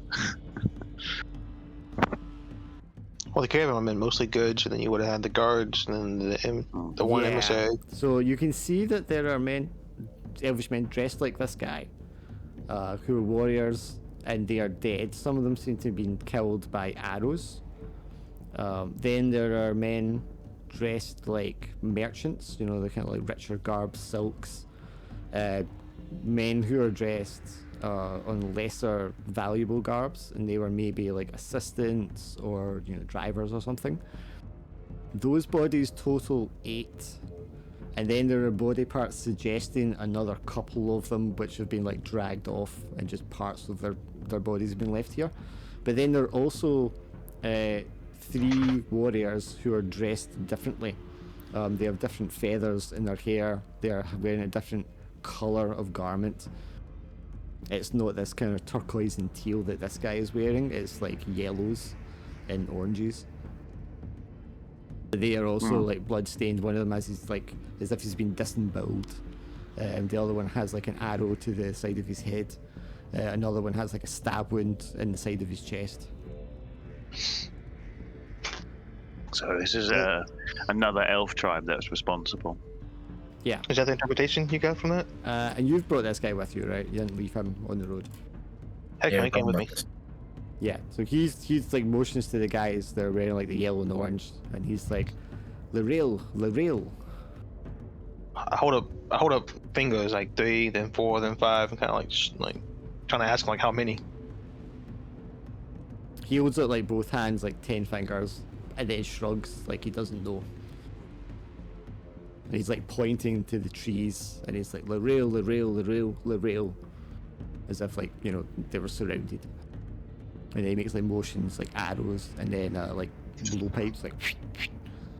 Is there anything on like the bodies of the elves thing, like something like a dog tags or something that's a memory thing or something to take with? They all have like headbands, beaded headbands. But that seems to be the more decorative thing they're all wearing. I'll take one of the headbands off, saying what's forgot. Do you want us to take them? Sort of represent that. You can pass them to him. Yeah, I mean, he nods like he understands what you're trying to do. Braz will give them their last rites as well. Hopefully their souls can move on to the afterlife. How late is it? Well, you did your 12 hours of marching for the day. So it's going to be late afternoon, early evening.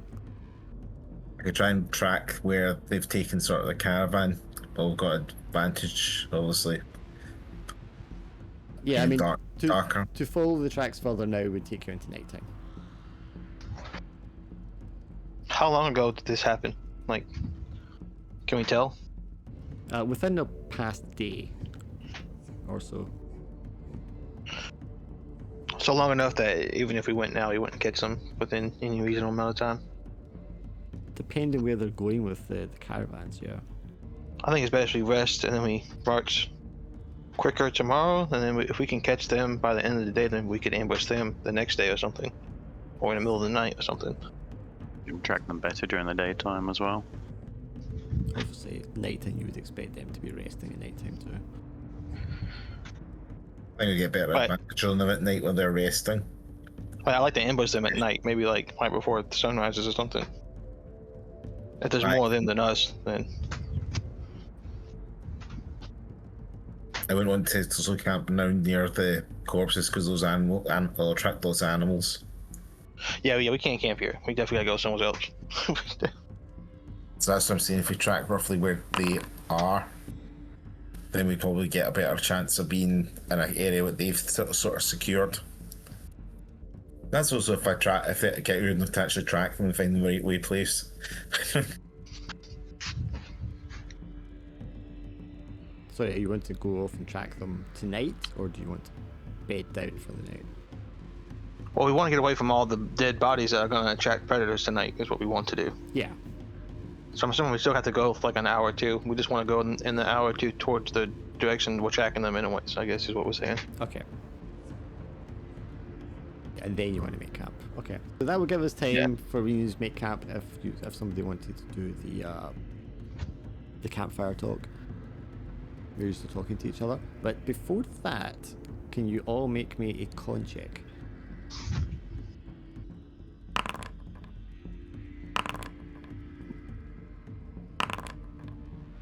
Do I get advantage on this con check? Is it Yes, you extreme do. weather? It's no weather, but you will get advantage. Tannic, you are going to come down with a fever over the course of the evening. I think I've got the thingies to help with that. The thing I is, got the restorative. you could health consume a content. restorative if you wanted to not suffer any ill effects. Yes. Yeah, I think I will just to.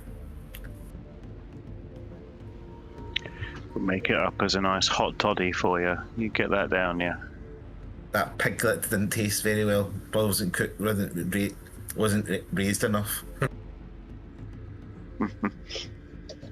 Well, can't be using big fire tonight. Is anyone? No one's even missing HP for resting up, right? The Durdle's thing, a couple. Yeah, I think only one of us has taken on exhaustion so far as well. I haven't taken any exhaustion stuff like so I can take watch. Same. I've not took any exhaustion, so I could take watch as well. Yeah, because there's Oh, going to you've- be 4 checks during the 8-hour rest. Because you're in the jungle. My God. That's a lot of checks. But nobody really needs to stress super much, so it should be fine. Yeah. I have one exhaustion I like to get rid of, but otherwise, yeah, that's it. Let you rest in, Godwin. I've got enough rations from the pig things also for us to use for the night, so that'll cover the ration cost. Woohoo! Yeah, so if you're wanting to consume a ration in order to recover exhaustion or HP or lost spells, then consume your ration just now as you're sitting down to dinner. And if you wanted to have a campfire chat to try and earn XP, you could do that before we get into like taking watch and stuff.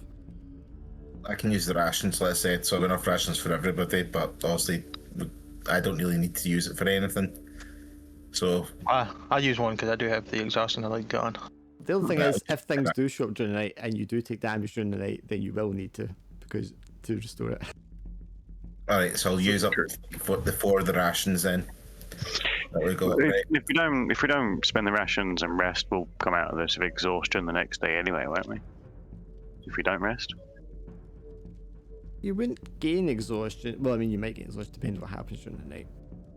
You Right. won't automatically gain exhaustion though. Oh, okay. Okay, so there we go. I've done it. So I've used the rations for everybody for the night. Nice. So I can go campfire thing today, but that's unless anyone else wants to do one. I guess you can go ahead. So, who is putting the campfire together and who's like marking out the camp? I guess Doral would set the fire because he's probably not trusted to mark out the camp. The I rate. got Flint and Steel with me. So does Doral. Yeah. So this canopy as well, we're all got flint and steel. As the rain begins to patter down through the canopy, you find shelter as best you can under a heavily covered piece of land and start to prop up your little campfire. Bushcraft count towards us, like helping making a wee den sort of thing. If I you think wanted so. to disguise it, yeah, sure. Just roll my wisdom for that. Get a little I'll do dugout. that when we do the encounter thing, because I guess that would work towards whether it notices the camp or not. Okay. Because I said, like, the way this is written, it's just like you just roll for encounters, but I mean, it shouldn't just be that, because it should be if it notices the camp or if it cares about the camp at all, you know? I'll set, because of also that bushcraft thing anyway, I'd be the one building sort of like the sort of camp area thing, if one of them's obviously doing the fire and stuff. Sure. Yeah, I can imagine you like weaving like a lean-to to cover the angle of the fire as well, so it can't be seen easily in the dark, as well as to give you like a protection from the elements. Maybe taking a branch and sweeping the ground for fire ants and snakes, giant centipedes. Oh yeah, that's what I wanted to think about. There's a whole list of things. Yeah, clearing the camp of like obvious agitators. But after that, you're able to sit down at your campfire with your baby boars on a stick. Missing some bread, some tomato sauce, a bit of mustard. No broth as well. Ugh. Boar dogs. Oh yeah, hot dogs. Your new elvish friend sits down and takes one of the boars and like starts picking it apart. Chows down hungrily on it. Any of you boys got experience with elves? I sort of say, indicating our new companion, temporary companion. Doral probably would shrug. I mean, even if I did, I don't know how to speak to it. I don't know how to speak to it. I'm surprised they would bring along bodyguards that didn't know common. They probably did. They're all dead. No, I mean like you would think every bodyguard that was picked would know common, just so they don't cause any problems in the city. I mean, like, I think in that situation, right, like, there'd be someone in charge, like, I don't know, like the sergeant or something, that would know common to keep them all in charge. Just so happens the sergeant and everyone's dead. Yeah, probably the merchant's jobs to translate. Right, but I'm getting at if it was me who was doing it, everybody would be able to speak it just because something like this might have happened. Well, maybe the tribe's not that big. Maybe not many of them speak common. Not every breed or creature that learns common. I only had to learn common because of the sake of my people. None of us spoke it originally, and that was what led to most of our demise. Do it while staring at the face of the lion's pelt, sort of thing, in a pure angry tone, looking at it. Sort of a horrible reminder of the stupidity of things. Need to figure out how to speak Elven. You got a teacher right here. Yeah, I don't think he's gonna be the best teacher to teach me Elven. But you could teach you common first. I don't think a language is something to be picked up in a night or two anyways. Well, better time to start than any. As you use drawings, I pick up a bit of a stick and then sort of do drawings to emphasise things. I'll probably start by teaching it our names and asking it its name. His name. Well, you got me saying it now. His, not it. He's a person. Just because he doesn't speak the language, you've completely dehumanized him. Yeah, with the other elf, with the elf eating, Braz will sort of point at himself and sort of, say his name out loud with enough intent so the elf knows what to call him. What is your full name? Yeah, this is a good point. Could do Braz Boker, because that's an old English name for an old bowyer, a bow maker. His parents were fans of alliteration. The elf. Boker. Yeah, the elf like swallows his mouthful of boar meat. Seville Nerabella Salafamis Camille Yinmar. Holy shit, what? Oh, that's long and flowery. Did you count how many apostrophes that was, Durdle? I'm just gonna call him Sev. Sev? He nods his head thoughtfully, like, yeah, fair enough.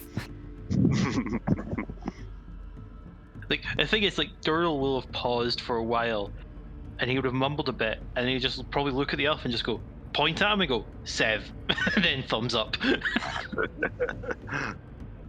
I just bash my fist on my chest and go, Tannic. He just nods slowly, gives you a strange look, Tannic. Is that it? I don't know, everyone's waiting on me, but I'm focused on something else, I guess, during this whole conversation. I'm gonna introduce you on your behalf. Did you? No, like I was looking at the crow, like you guys are having a conversation, and I was looking at the crow the whole time, and I'm just gonna point at the crow and say, Caudry, because you didn't have a name until now. Caudry. That was the whole point of I was zoned out. I was like, what is a crow's name? He doesn't have a name. Sus crow. His name is Caudry. The elf guy points to the bird. Is it Caudry? Where? And he like, points at you. Godfrey.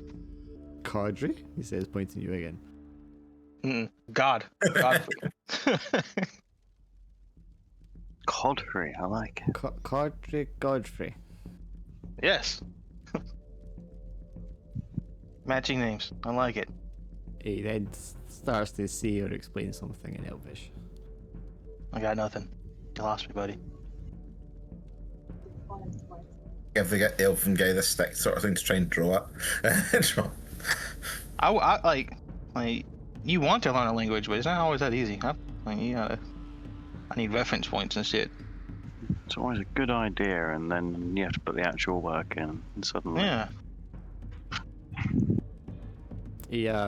He's trying to explain something to you, and as you're not getting it, he like takes one of the feathers out of his headpiece and just like offers it to you. I'll take it. Tubari. And he's like motioning as if It's on his shoulder. And then points at your crow and then points at you. Oh, it's like they also have an animal like this, or is maybe he's saying that's what it's called? Is his feather like a crow feather that he just gave me? It's definitely not a crow feather. It's more like a parrot's feather. Ah, it's like a pet bird that they have. Yeah, he would be kind of something like that. Just wait till this crow talks to him real quick. Blow his mind.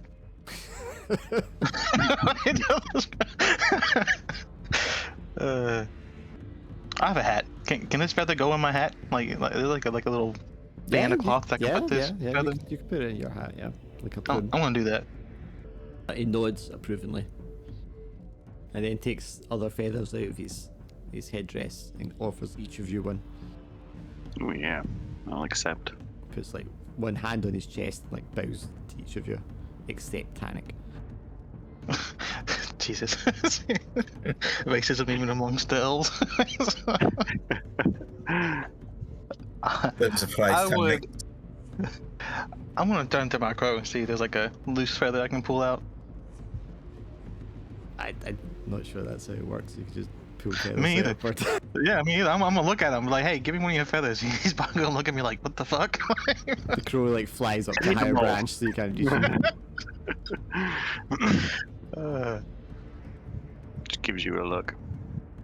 How rude. One of them will fall out eventually.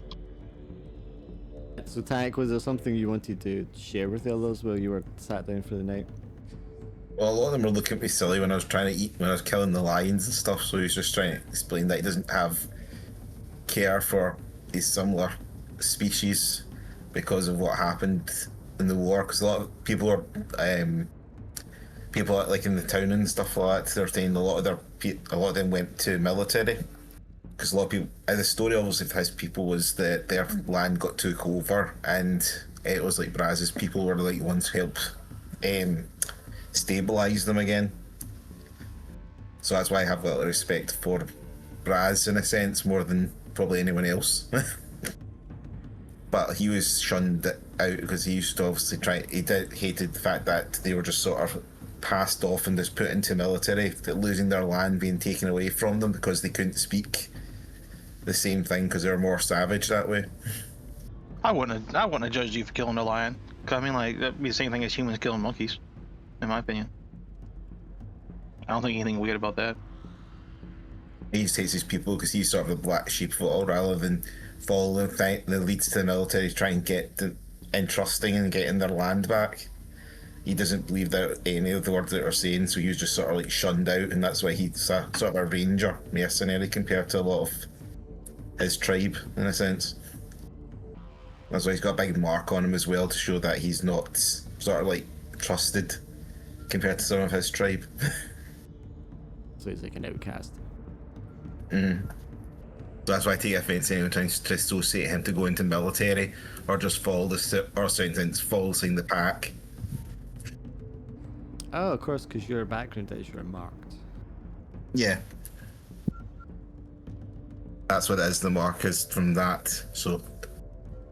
What does the mark physically look like? It's sort of a scar underneath like this sort of natural armour that he's got, so you can't see it through the fur, but you can sort of notice it's sort of like 3 claws with one other claw skitting across it. So like 3 strikes with a 4th strike going in the other direction. 3 strikes going down in his sort of clan is like a warrior's pride, saying they've done great achievements and stuff. If a line goes through that, that means it's showing they'll say more disgrace. Disgrace / banishment.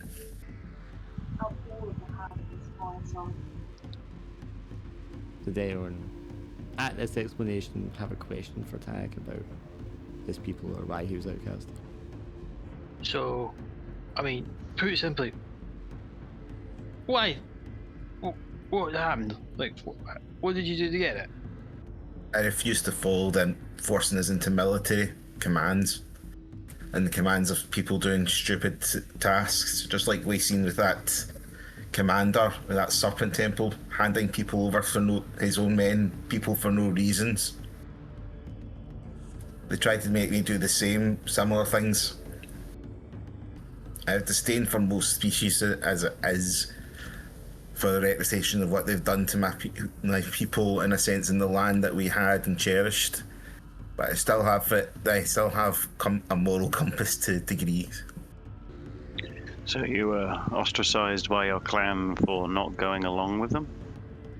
Basically, yes. That's a simple way of putting it. That's pretty harsh, there, Tannic. Well, I imagine it's probably something like they thought this was a way to survival, and then like he's going against it. So now that they might take offense to that way. They sold me off to a bunch of tribal orcs at one point, and that's where I had to learn about certain different skills and forms of survival. Despite the common tongue being known quite well amongst a lot of people, a lot of my tribes still don't actually know it. They just follow the lead in the hopes of getting their land back.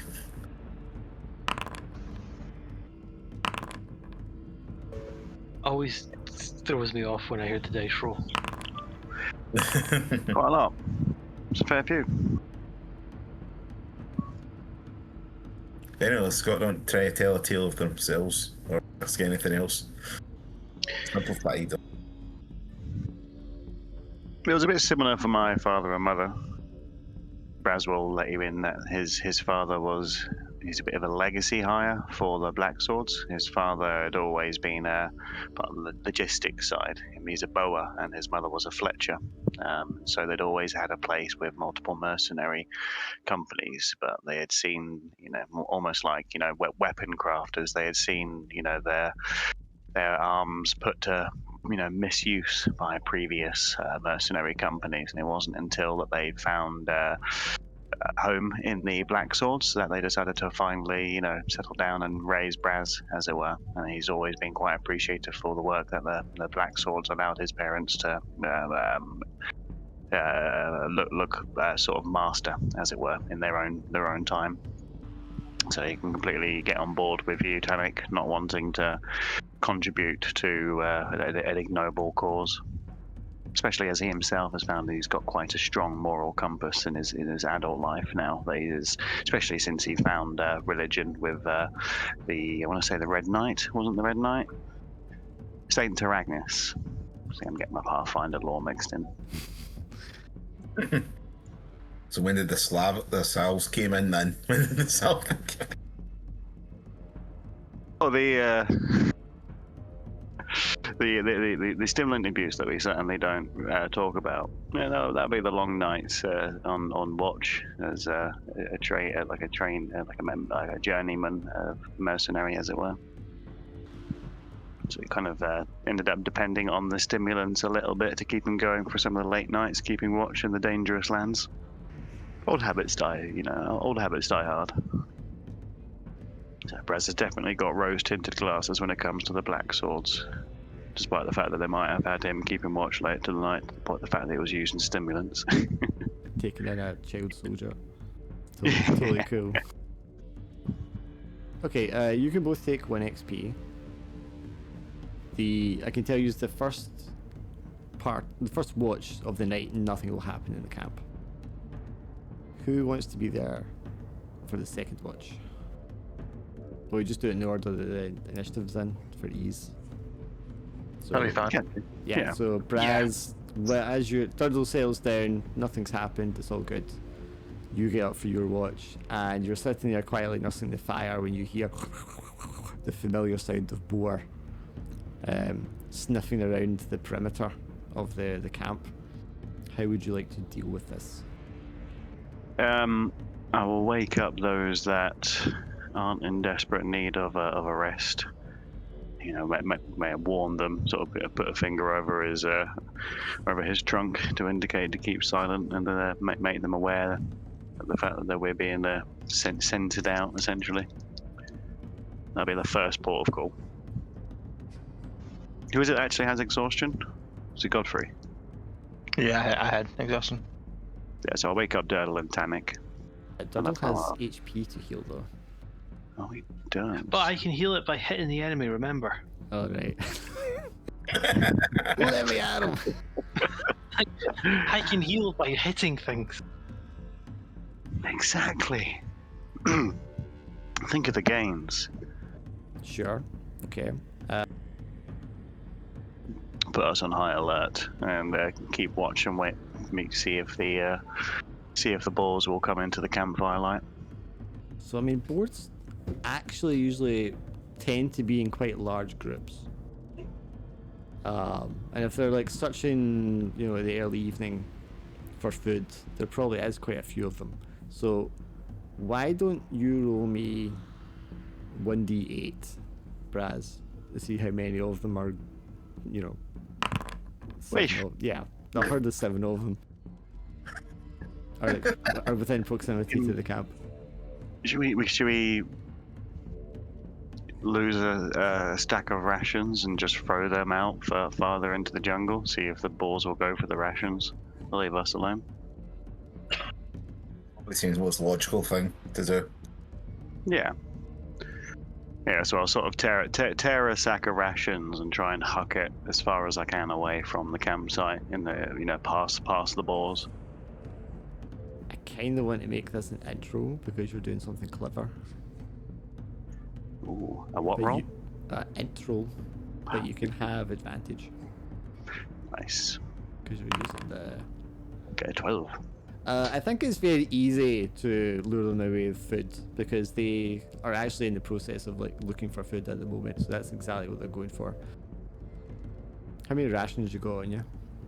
I had 3. I just knocked off 1. I don't know if you want me to do more. It's because there's 7 of them.